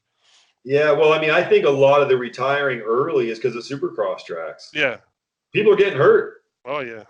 People are getting hurt riding Supercross. I mean, we've had some pretty bad injuries. That 8-meter hill killed BMX. I know Brad with Rail The Berm, he was always, Olympics are going to kill the sport. Olympics are going to kill the sport. Olympics are going to kill the sport. But I think if they would have had, going back to Jason Richardson's interview in Transit Race 5, do South Park on steroids. Take South Park, beef it up. That's what the Olympic track should be like. You race South Park, you know how that track was. I mean, everybody thinks of South Park as a jumper's track, but that first straightaway was all power. Absolutely. You know, that first straight, you had to have some ponies to get down. That's why everybody likes South Park, because the power riders like the first straightaway and your jumpers like the second half of the track. So it was kind of a perfect mix for everybody. And if they would have had South Park, but beefed up the jumps, maybe more longer, powerful first straightaway, I think BMX racing would have looked better and raced better. But they had this whole idea that, you know, we got to have these monster jumps in 8-meter hill. But when you see it on TV, you don't realize how big the hill is. Yeah. I don't know how many other sports would have like changed the way they presented the sport just to get on the Olympics. You know, fencing wasn't done over a pit of sharks or anything. They just still do exactly the same thing. Right. And I don't know, like, again, I wasn't in those meetings to know, but I think they could have sold BMX. I think they could have had South Park on steroids, and I think the IOC would have still gone for it. I think. And again, the 8-meter hill looks massive if you're there live, but you watch it on TV, it doesn't look that big. Yeah, yeah. It's like if you ever watch ski jumping in the Winter Olympics. Yeah. You know, that long distance, those dudes jump 100 meters. Yeah, that's crazy. Think about that. That's as far as a football field. Like, that's goal to goal in a soccer field, you know? 100 meters is how far they go from where they take off to where they land. But when you watch it on TV, you don't realize how big it is because of the way they film it. They zoom in too much. Yeah, yeah. I remember one time I was watching and I caught like a 3-second clip of a wide angle and I saw how big it was and my mouth hit the floor. I was like, holy crap. They need to film this thing differently because they film in. You see them flying, but you don't really know how far they're flying. So it's like they got the 8-meter hill, but you don't need it. And it just kills the sport. It cuts. I mean, it changes the injury factor on the first straightaway. Again, it's been interesting being able to see 2 Supercross events here at the start of the year. I went to Shepparton and then to Bathurst. Both of those tracks have a sealant on the track, so it made them super fast despite, you know, Bathurst being windy and wet. So not only are they jumping bigger jumps and they've got bigger hills, these tracks are getting faster. You know, if it was a racing car event and they were concerned about drivers getting faster, they do something about it. But we don't seem to have changed the whole safety factor of the sport, and the progression is just out of control. You know, it's almost like they need to slow the riders down, not speed them up. Exactly. Slow them down, then you find out who has more power. You know, I mean, you figure that stuff out, and you slow them down. The racing because people like to blame the lack of passing or berm action on clips, and it's not clips. It's the fact that you got a 25-foot gap jump out of this turn, and if I bump you, I'm going to lose this pedal, and I might not clear that jump. Yeah. And if I don't clear that jump, I go to dead last, and I'm rolling through the whole straightaway. Yeah. You know, it's like it's an all or nothing. So everybody stays away in the turns. They don't go for a move in the turn. Whereas on a traditional track, you go for a move, you don't make it, or you hit, you slow down, you can pedal over the jump coming out of the turn and get back up to speed. You're not going to dead last. Yeah. Yeah. It's an all or nothing move. You know, people are like, oh, well, people are clipped in. They don't want to go for a move. And I'm like, no, it's because there's a big gap out of the turn that you have to jump. I mean, Nick Long, Rio. I couldn't see what happened because that was the thing. I was trying to figure out. I knew that he missed a pedal or something, something malfunctioned with his pedaling in the second turn. Yeah. I talked to somebody that was there watching. He said his pedal hit the ground. Like if you watch, you can see that. And the thing is, when I'm watching it, once I see him have a weird pedal, I knew right there he lost gold. And if I was the announcer, or if Redmond was announcing that race instead of Jamie Bestwick, who'd been like, "Oh, Nick Long's in trouble. He just lost the gold. He missed a pedal." And that's the thing is that shows right there he was winning the main event at the Olympics. He didn't even hit anybody. He just hit a pedal on the ground and didn't get full pedals out of the turn. And there was that huge step up out of the second turn. Mm. And he went from first all the way back to third to fourth. Like when you look at his lead, like how far in front he was of Jelly Van Gorkum. I mean, he probably had 5 bikes on Jelly when he hit his pedal on the ground. And him hitting the pedal on the ground cost him 5 bikes. That's why there's not action in the turns. It's not because people are clipped in. It's because if I bump this guy, we're not action. So there was quite a few disappointments at that Olympics. Was it Maris, Joris, and somebody else crashed out? I think it was the first round. Yeah.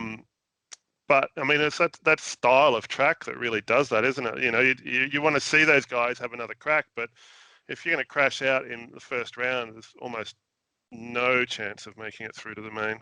Yeah, I know. The feedback I got from the guys is that the first straightaway jumps were too short. And I think there used to be a lot of headwind there, so they kind of made the jumps a little bit shorter in case there was a headwind. Or maybe they shortened them up. But I know it was in, like, Stromberg, it was in his head. Like, he was like, dude, I can't get down this first straightaway. I'm giving up. And I've seen Stromberg do that a few times here in the States. Like, he raced this race in Bakersfield. And back then, the track was crap. It's a good track now, but back then it was crap. And he was the first or last. If he got the whole shot, he would go. But if he didn't whole shot, he just pulled off and took last. Because he just didn't want to get in and battle and potentially crash on an unsafe track. Yeah. And I think that's what happened to Maris, is that he just didn't feel comfortable on the first straightaway. In fact, you go back and watch that main, there's another – Connor had a bike on everybody at the bottom of the hill. And Nick Long somehow passed Connor on that first jump. And talking to Nick about it, like, it's funny. Like, they come back. I'm like, dude, what was up with this? Like, I crashed. I was trying to figure stuff out. And Nick said he was skidding up the lip of the second jump in the first jump.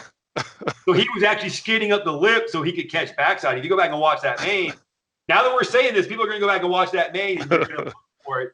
And you'll see that he got that second jump perfect. And he said he was skidding or hitting brakes at the lip, so he would be able to skim it and not overshoot and land flat. Yeah. And that was what kind of got into Maris's head and Joris's head, I think, was kind of how that first straightaway was going. And, like, you're on a big track like that, there's no room, like you said, with the sealant, not only is the sealant faster, but it makes your track harder. Mm. When you crash, it's going to hurt more. Oh, yeah. On that, hey, let's take it back to Australia and Kalen Young. In May of 2008, the first Olympic years, they did the World Championships last weekend in May in 2008. I roll up to Albuquerque because AVA is running the national, and I see Kalen there. And I'm like, dude, what are you doing here, bro? Like, shouldn't you be at the Worlds? And he's like, nah, man, if Luke Medill makes the quarter, then he'll get the spot. If he doesn't make the quarter, then I'll get the spot. Like, he didn't care about going to the Olympics. Kalen had a baby due at that time, though, didn't he? I don't know if Kalin had a kid at that time, but and what Kalin told me at that point was, dude, there's an asphalt landing going into the first turn. Like, I don't want to be jumping this big jump 8 wide, landing on asphalt into an asphalt turn. Like, that was kind of goofing with him a little bit because he won some supercross races, but they were all dirt tracks. Yeah.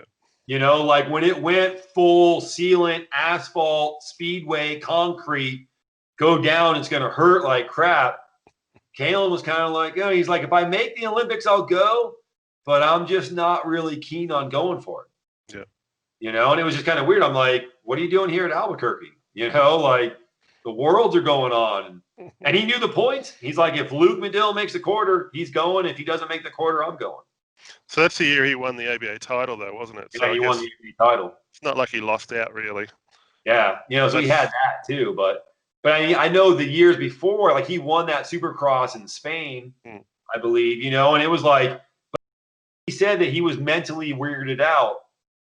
Maybe next time you get him on the show or talk to him about that, you can ask him about the Olympics in 08 and what was going through his head. And what he told me there is he was just weirded out by landing on an asphalt landing into an asphalt turn, doing 35, 40 miles an hour, 8 wide, you know? Wow. Of all people that could do it, though, it would have been him. Exactly. He always managed to find a way to get around corner when other people might have fallen by the wayside. Exactly. So it's like when you look at all those factors, he was a little, and like Randy Stumpfhauser, he was up for the 08 Olympics and he was invited to the trials and he turned it down. And he turned it down because he was in Spain or somewhere in Europe at an indoor supercross and got knocked out in the first turn. And he was like, I got a wife and kids at home. I'm thinking he was about 30 at the time. And he's just like, dude, I got to think about my long-term health here instead of going for an Olympic medal. You know, and that was the 8-meter hill. If it was traditional BMX, Stumpy would have gone for it. A lot of people, I mean, we probably beat that dead horse of the big hill killing BMX enough. I don't know how much you guys have done it. And that's the thing too, like Luke Medill, last time he was on Rail The Berm, he's like, Australia's building all these 5-meter hills.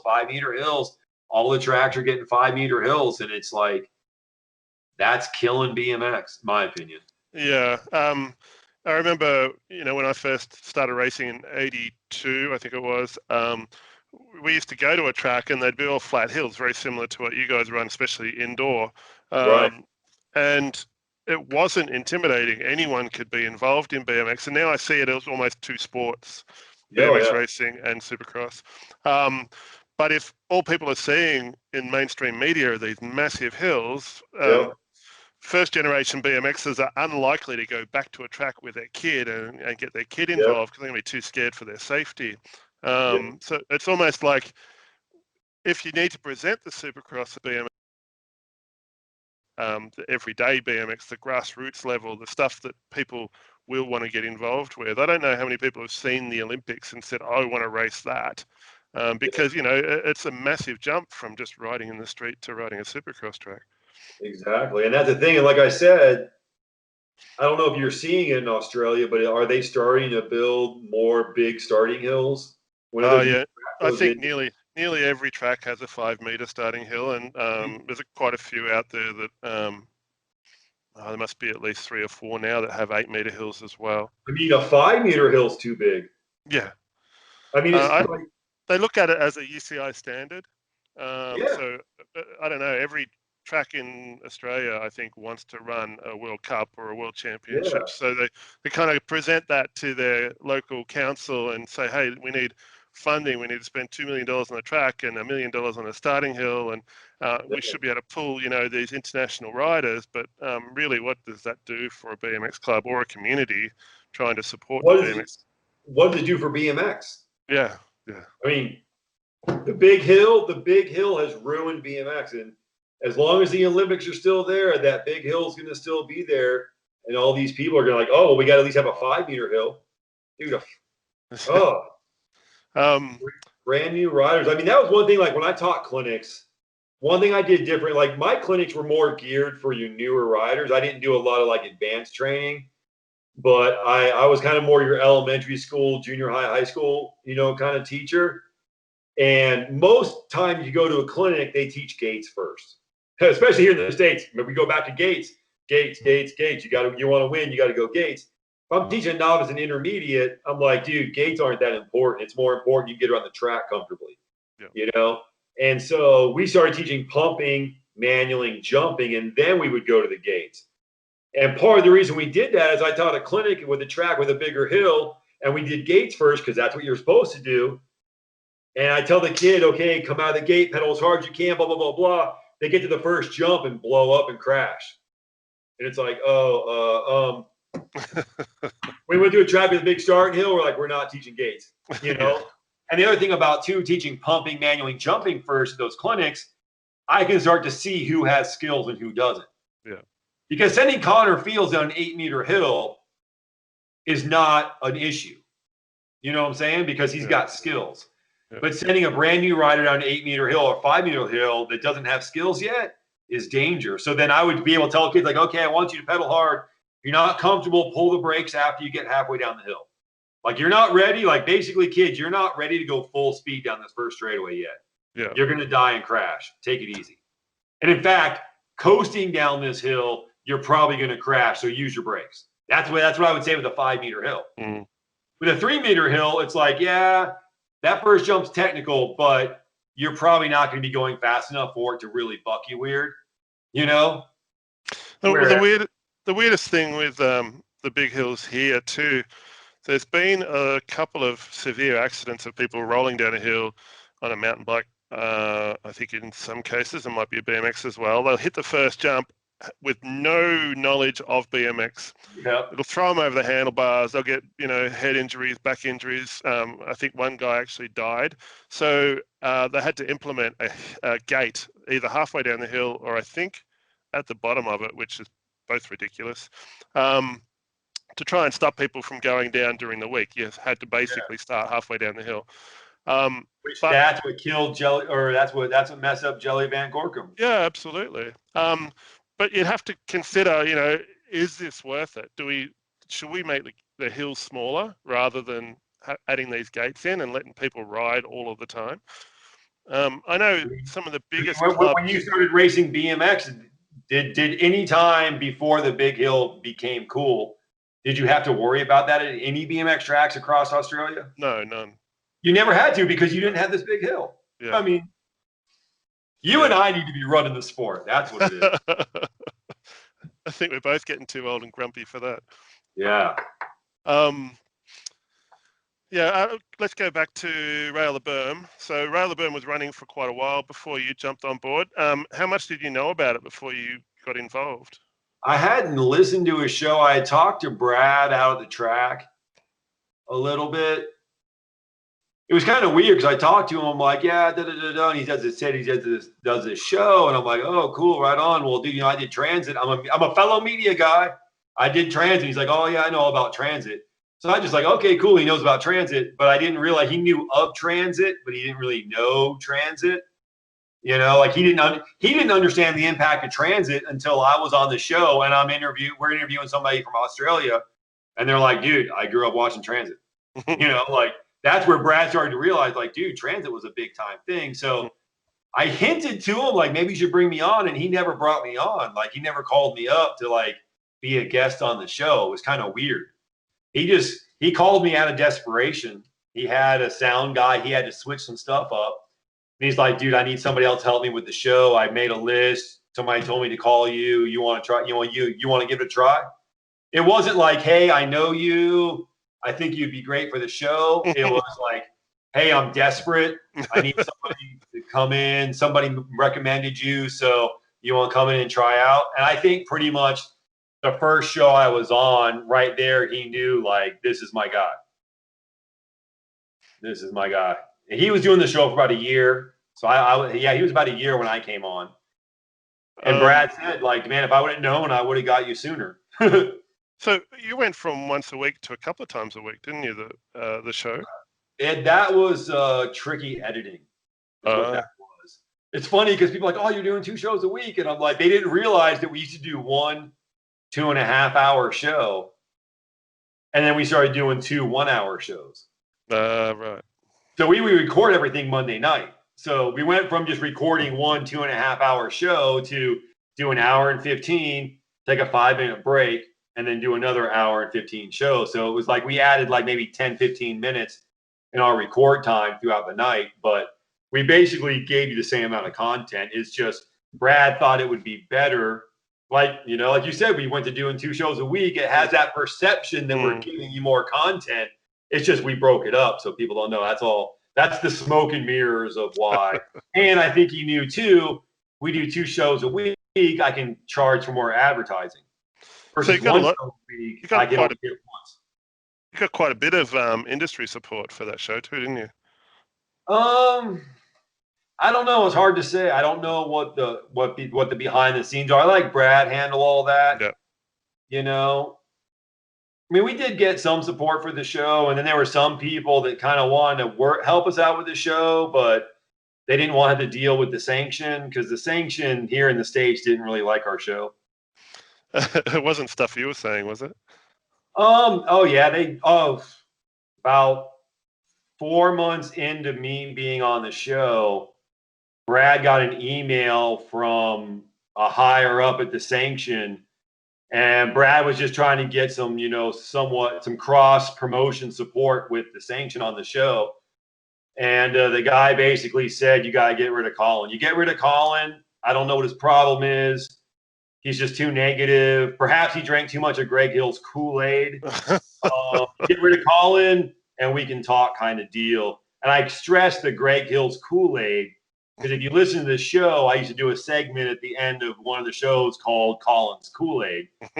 And the inspiration for the name Colin's Kool-Aid came from that email.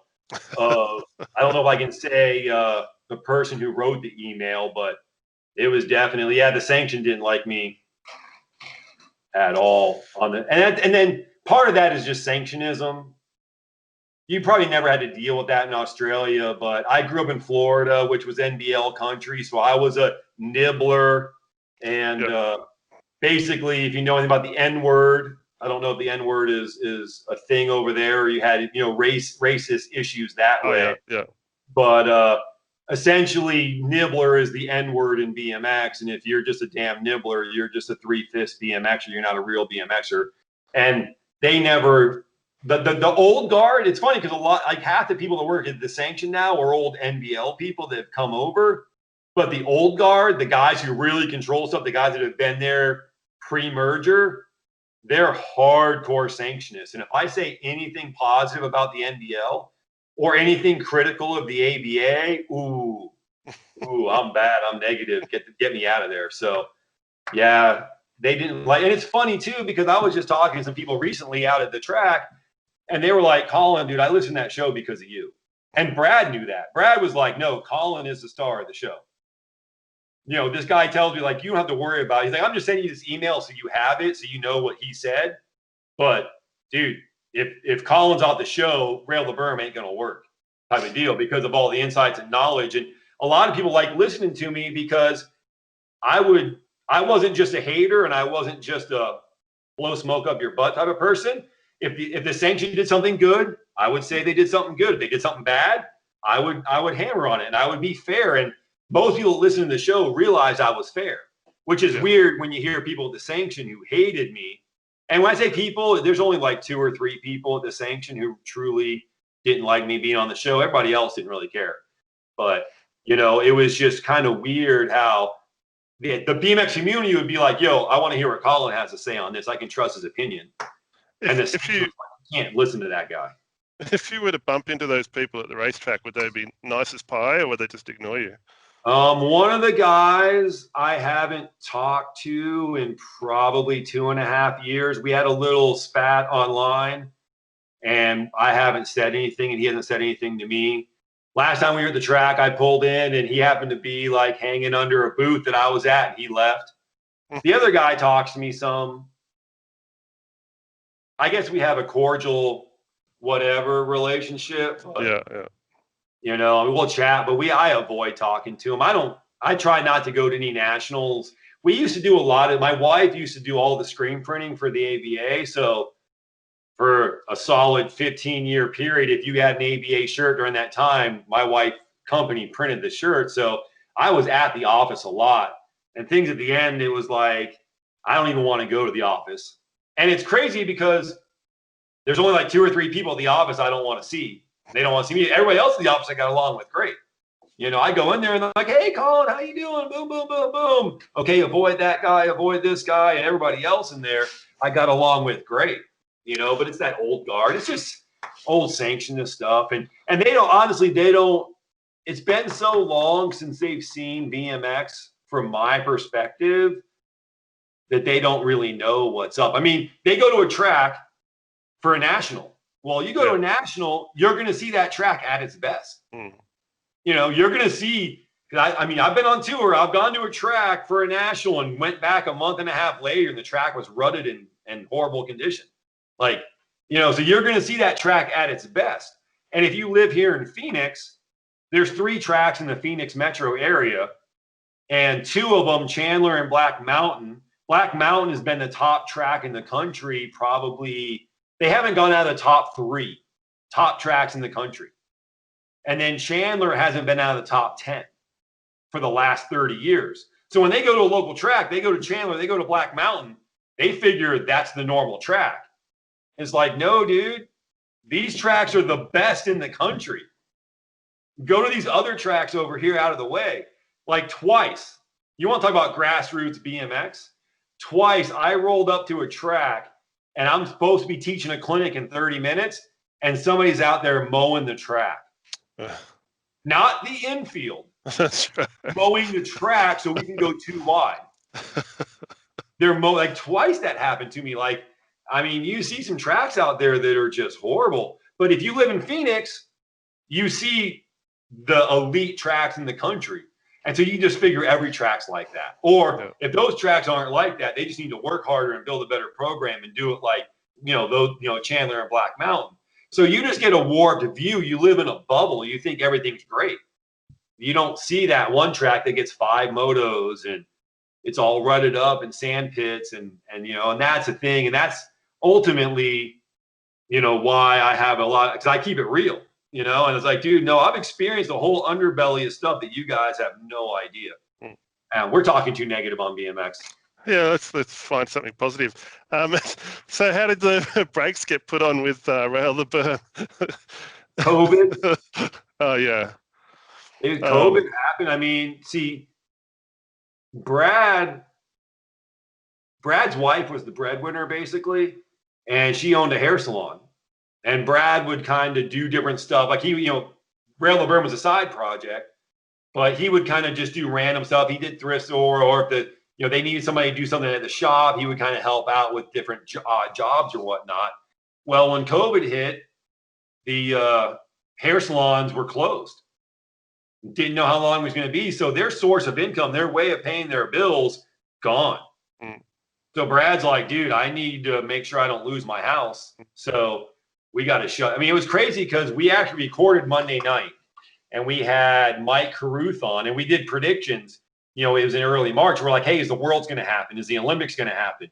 And we did all these predictions. I'm like, nope, worlds ain't happening. This ain't happening. That ain't happening. And he didn't even put those shows out because the next morning, everything was already, the dominoes were falling. Because we record Monday night, he would go in Tuesday and then Thursday and, you know, and edit and finalize the shows up. And he didn't even put them up because they got word that next morning that everything was shut down. So he had to, you know, Rail the Berm, obviously, you know, surprisingly wasn't paying the bills, you know, so he had to, you know, get back to real life and get a real job and work full time. All right. So that would have taken up a big chunk of your life. You would have been doing that for at least a year, was it? What, Rail the Berm? Yeah. I was on for 3 years. 3 years. Yeah, the show we were almost at 4 years, and Brad was doing it for a year before I got on, and then I did 3 years. I was almost at 3 years, like, you know, a month away from being on it for 3 years as far as that goes. I mean, to be honest, too, I was getting burnt out a little bit from doing it. I didn't know if we were going to last. Even if COVID didn't hit, we might have stopped it sooner. I don't know. Brad can be a hard guy to work with sometimes. So I've noticed you've been riding your bike a little bit more lately, Yeah. hitting the dirt jumps, getting back to the roots, the core of the fun of BMX. So how's that been going for you? No big crashes or anything lately? Fucking awesome. Luckily, I've stayed healthy. Am I allowed to cuss? Oh yeah, that's fine. Okay. Yeah, it's been fucking awesome. I mean, that's another thing. Actually, Brad is kind of weird. We talk every now and then, but he called me last night, kind of getting my feel if I would be interested in doing a show again. So that's kind of, and I'm like, man, I like my free time. Like, all right, like people don't realize, like, why don't you go to races? Why don't you do this? Why don't you do that? And it's like, well, it costs a lot of money. Plus, we record Monday nights. Yeah. You know, like my work schedule, I had off Saturday and Monday. Even though we record Monday night, I'm still prepping. I'm doing stuff. I don't want to be getting off of work and rushing to do stuff. And so it's like, you know, it was a big commitment to do it. Now I got that extra free time. I'm out riding. Thing is, I need more bike parks. I'm not really like BMX tracks. BMX itself, I've always had a love-hate relationship on many different levels, business-wise, fun-wise, talent level-wise, and all this other stuff. You know, BMX being a whole shot dominated sport doesn't really work for me. I've always been fighting that. Like, I wish it was more passing going on and you could come from behind and make moves, but that would just suit my style more. If I was more of a whole shotter, I'd be psyched on it. But so that's a love hate. But you know, I've kind of always had that love hate. And one thing I don't like is that you're going to ride a track. Well, there's only an hour or 2 hour window a couple times a night you can go ride the track. And getting there, you got to fight traffic, and then there's a bunch of people there, and you got to sign up, and then you only get an hour, and then practice is over, or 2 hours, practice is over. You know, when I was doing Rail The Berm at the end, you know, when I was getting my love for riding back, we had a bike park 20 minutes from my house. So I went there Monday morning and rode. You know, like I can plan it out like, oh, dude, I got an hour, half an hour, let's go ride the bike park. You know, it's just easier to get to and it's more accessible. And I can ride in the morning, I can ride in the afternoon. I can't ride at night because there's no lights. But, you know, if my schedule works out, I get off of work early and it's on a Tuesday, you know, or a Wednesday, well, I can't make it to Black Mountain, or Thursday nights, none of the tracks really ride. But if it's a Thursday night, I got time off, I can go ride my bike at the trails or at the bike park. And the bike park revolution's coming. I'm really looking forward to it. And when it does, people are going to start riding a lot more. I'm sure you probably saw some footage or heard the stories of everybody went to Colorado like a month and a half ago. That was an awesome weekend. We had 20 guys there, and we went to Denver just to ride bike parks. I mean, there was 20 of us. There was one kid that was 15. Everybody else was over 40 years old. Some of them were 50, like Sean Dupree. He was the guy that kind of got everything going. This guy, Steve Clark, showed up. I've been wanting to meet him. It was cool. So I finally got to meet him. But he was a dude that's 53 years old. He made the 50 and over cruiser main, 45 and over cruiser main at the 2017 Worlds here in Rock Hill. And he did it on flat pedals. Oh, wow. Which is cool. And when he was on the gate, like, you know, they're doing the headshots on the gate, he puts his foot up on the gate so you can see the bottom of his shoe. You know, and he was showing his soul, either SUL or SOLE. You know? So it was kind of cool to meet him, but it was just a blast. And we went there. There was 4 dirt parks that we rode in Denver. There was 2 Velo Solution pump tracks we rode in Denver. And then there were 2 other dirt parks that we rode. They were like an hour and a half into the mountains, you know, near some ski stuff. And then the other guys, they went to Trestle or, you know, Winter Park, which is a ski resort that does the chairlift mountain, you know, downhill stuff.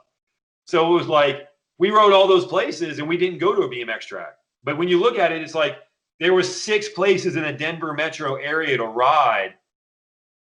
There's not that many BMX tracks in the Denver metro area. Yeah. But there were bike parks, you know, and Denver's ahead of the curve because they're big on mountain bikes and the cities are behind it, you know, so it's a little bit easier to get the bike parks there. But I was just amazed, like we could go ride and you could just show up and ride. You didn't have to like, oh, dude, do they got practice tonight? Or are they racing? What time we got to be there? Yeah. Oh, we only got an hour? Well, dude, what if I want to ride and then take a break and then come back and ride some more? So, you know, I got, trying to think. I went to SoCal. Oh, at San Diego BMX, I rode two public trails there that were in California. And then I'm going to get back to the other one hopefully in 2 weeks.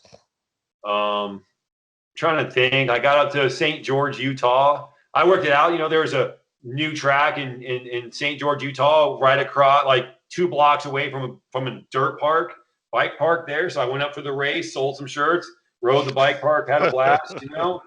That's how I did when I went to San Diego. I went to northern LA and rode there, some trails, drove down to San Diego, rode the San Diego park. There's a Sweetwater bike park there. And there, I was interesting. I talked to a guy that was on the board that got the he was on the board for like 10 years getting that park going. It took him 10 years to get the Sweetwater Park going.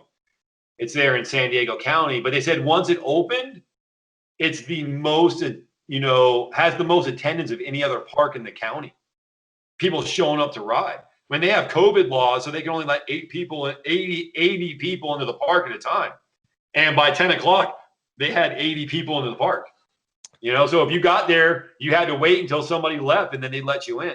Jeez. It's crazy how many people are there. And the guy was telling me, he used to listen to Rail The Berm, and he was telling me that since people see the success of that bike park, like 6 other bike parks in San Diego County are in the works, or they're seriously consider building more because they see the success of that one. And I don't know if that's gonna that was the debate that Mike Carruth and I had is the bike park or pump track revolution going to kill BMX racing? Is it good for BMX? Is it bad for BMX? That could kind of be up in the air. I know some of the older dudes that were riding Denver, they're done with racing BMX. They're like, I'm just going to ride bike parks now. Yeah. It's more fun. It's better. It's this and that and everything else, and bike parks do have their attractiveness because we got there. All the guys flew in on Thursday, put the bikes together. We went out to the first park and we're riding for like an hour and a half.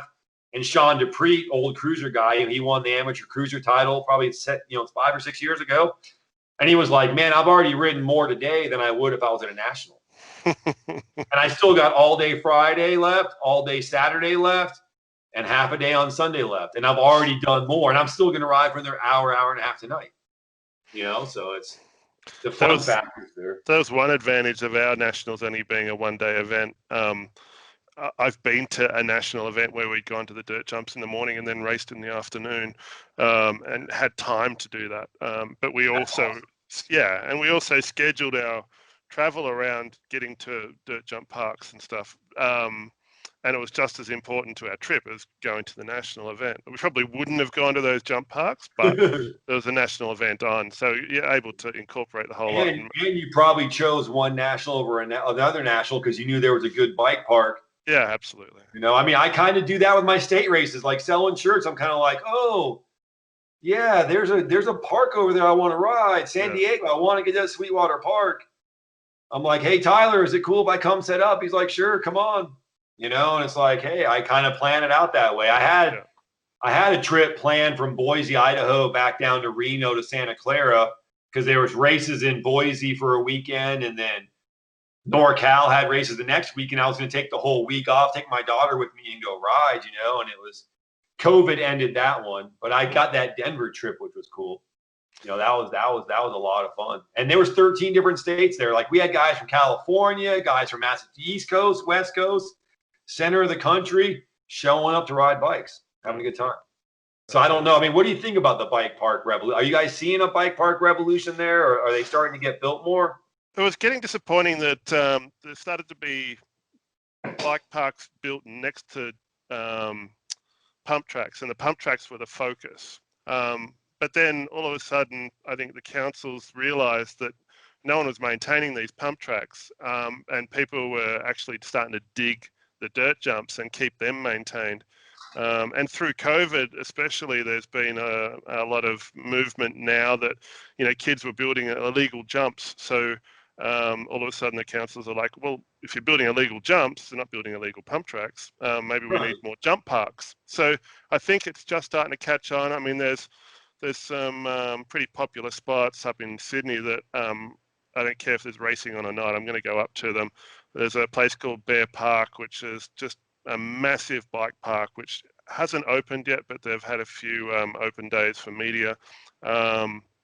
And I think Red Hill's another one that I've seen a lot of the New South Wales guys riding at, and I'm just pumped to go there. Our state's been in lockdown for 7 months, so we haven't been able to travel at all. So I'm got pretty itchy feet, and it's not for a BMX track. It's to hit up these jump parks, and a lot of my friends are the same. So I think we'll end up loading up the van and just going for that buzz from just no rules, just having a bit of fun, and So are people trying to get to your house to ride then? A lot of people are interested, and I'm only halfway through the build, so it'd be nice to get people here to have a bit of a look. And I turned 50 a couple of weeks back, and I was supposed to have a big 50th bash, and we're going to have a ride here over a weekend, but that hasn't happened. So hopefully there's still opportunity for that to happen sometime in the near future. So do you think that if pump tracks or bike parks become popular, is it going to hurt BMX racing, help BMX racing, or have no effect?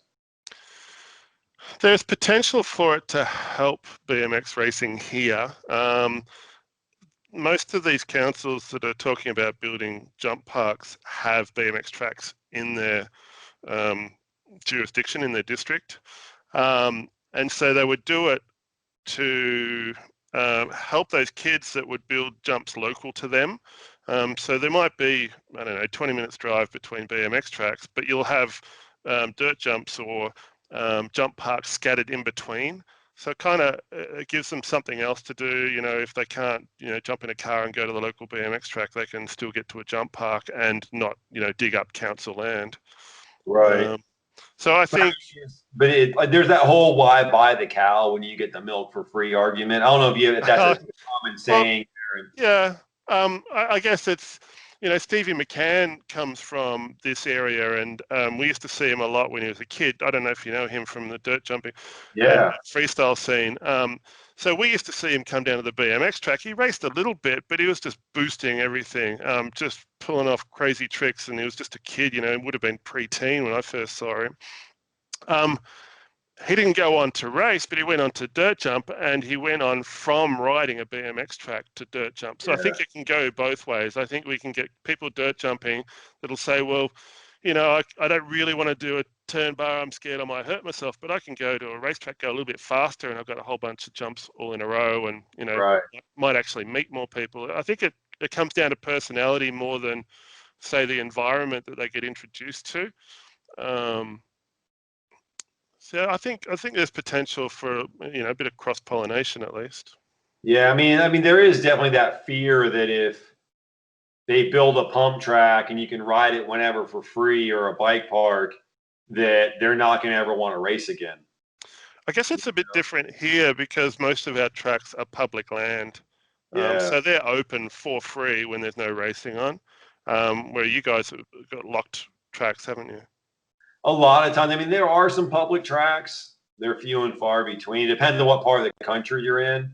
But I know out west, it's most of them are only open at certain hours and they're closed the rest of the time. Fresno has a BMX track that I think is open all the time, which is interesting because the guy that runs it is Ryan Garcia. He's a longtime racer, and he got the track in there, but they have a full bike park, pump track, mountain bike loop. So it's like in an actual municipal park, and then people could ride the BMX track off hours, and then they race at certain times too. There's a few that are out there like that, but I don't know. I mean, I think there's a lot of fear that, people in America are like, well, if you build a pump track or a bike park, nobody's going to want to pay money to race. And I'm like, if that's really the truth, then your sport's screwed anyways. Yeah, and the facilities are built differently. I don't know if you'd go to a dirt jump park and think it was family oriented. Like, how many guys that have raced BMX back in the day got kids now? The kids are psyched on a BMX bike they got for Christmas or their birthday, and the whole family goes down to the track and they all ride together. You go to the dirt jumps, it's a different scene. You'll have teenage kids there on their mountain bikes who hanging out with their mates, probably trying to sneak in a bit of alcohol and cigarettes, and I mean, we see it all the time. You get a very different crowd at some of the dirt jump places. So some of the people Yeah. we've bumped into, we got crazy stories about. Yeah, and that's the thing is the BMX track, like you said, there has the family aspect to it. I mean, Yeah. it's if you're a family man, you can go there. I mean, I think there's that, and then I think what BMX racing has that dirt jumping will never have is that adrenaline of competition. Because Mm, I mean, doing a contest, even if you pull a big trick, it's not the same as going full speed, elbow to elbow, trying to pass somebody, or winning that race or coming from behind and winning a race. Just the adrenaline you get from that. I don't think you can get that at a bike park. yeah. The competitive aspect of it, I think racing has to be able to harness that. Like, hey, go to the pump track, work on your skills, develop your talent, bring it to the BMX track. Because that was with me. I was able to race and do okay through the years, not because I was able to go to the track, but because I had a practice track to work on. So I could ride my practice track, go to a local. I was already prepared and ready to go. And my practice, I broke my foot in 93. And right when I was getting the cast off is when my practice track got plowed.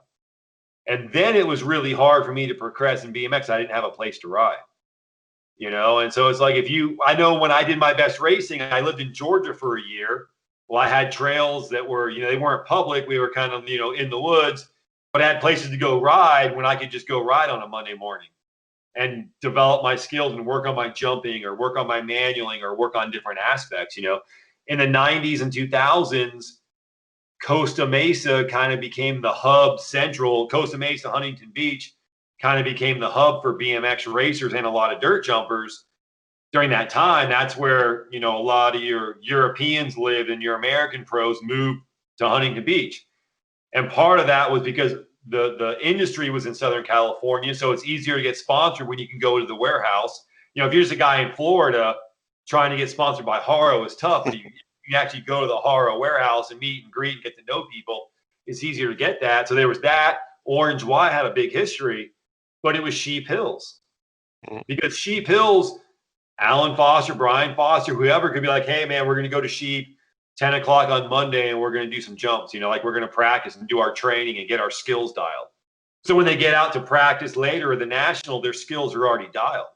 And I know with me, that's always been a big issue with me throughout my life is having a place I can ride consistently and just work on my skills and feel comfortable on my bike, and that's what I'm getting now is I'm getting out to ride more. Like I feel almost more comfortable on my bike now than I did in the last 20 years. I had to go back to when I lived in Georgia and I had trails I could ride. I could just get out there and ride whenever, and chasing the racing, it makes it a lot harder to keep up on your skills. You kind of lose some stuff. And I think that's where BMX racing here in the States needs to develop the bike park so you can go work on your skills and develop.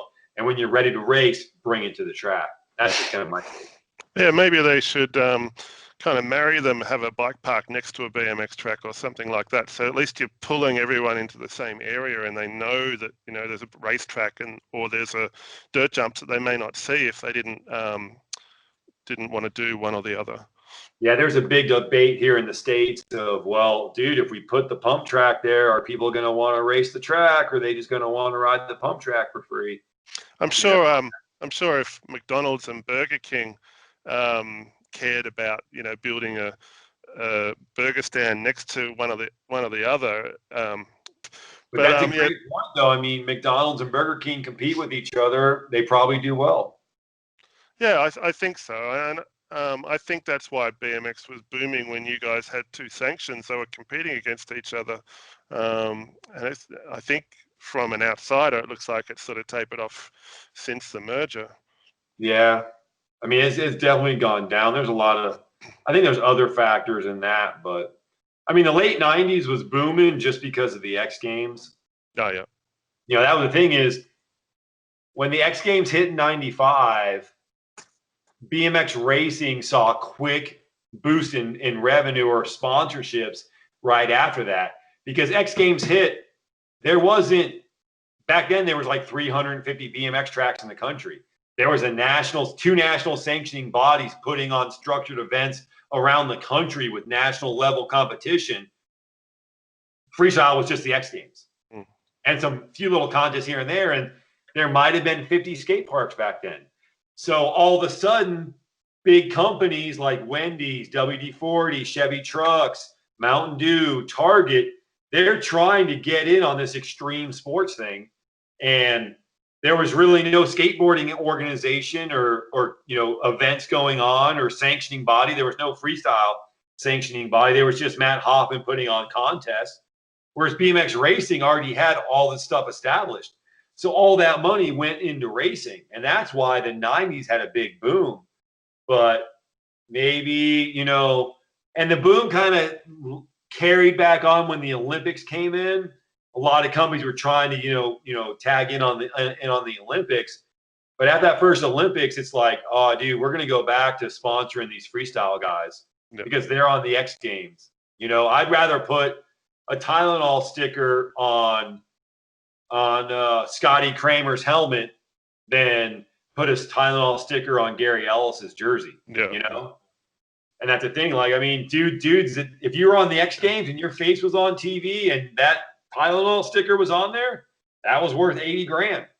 I mean, Tylenol. I talked to his dad. His dad was like, "Yeah, dude, I just signed because Scotty used to race BMX and his dad was running the track when he was doing the freestyle. We were teaching a clinic at the local track, and his dad came over. He's like, "Yeah, dude, I just brokered a deal with Tylenol for $80,000." Wow.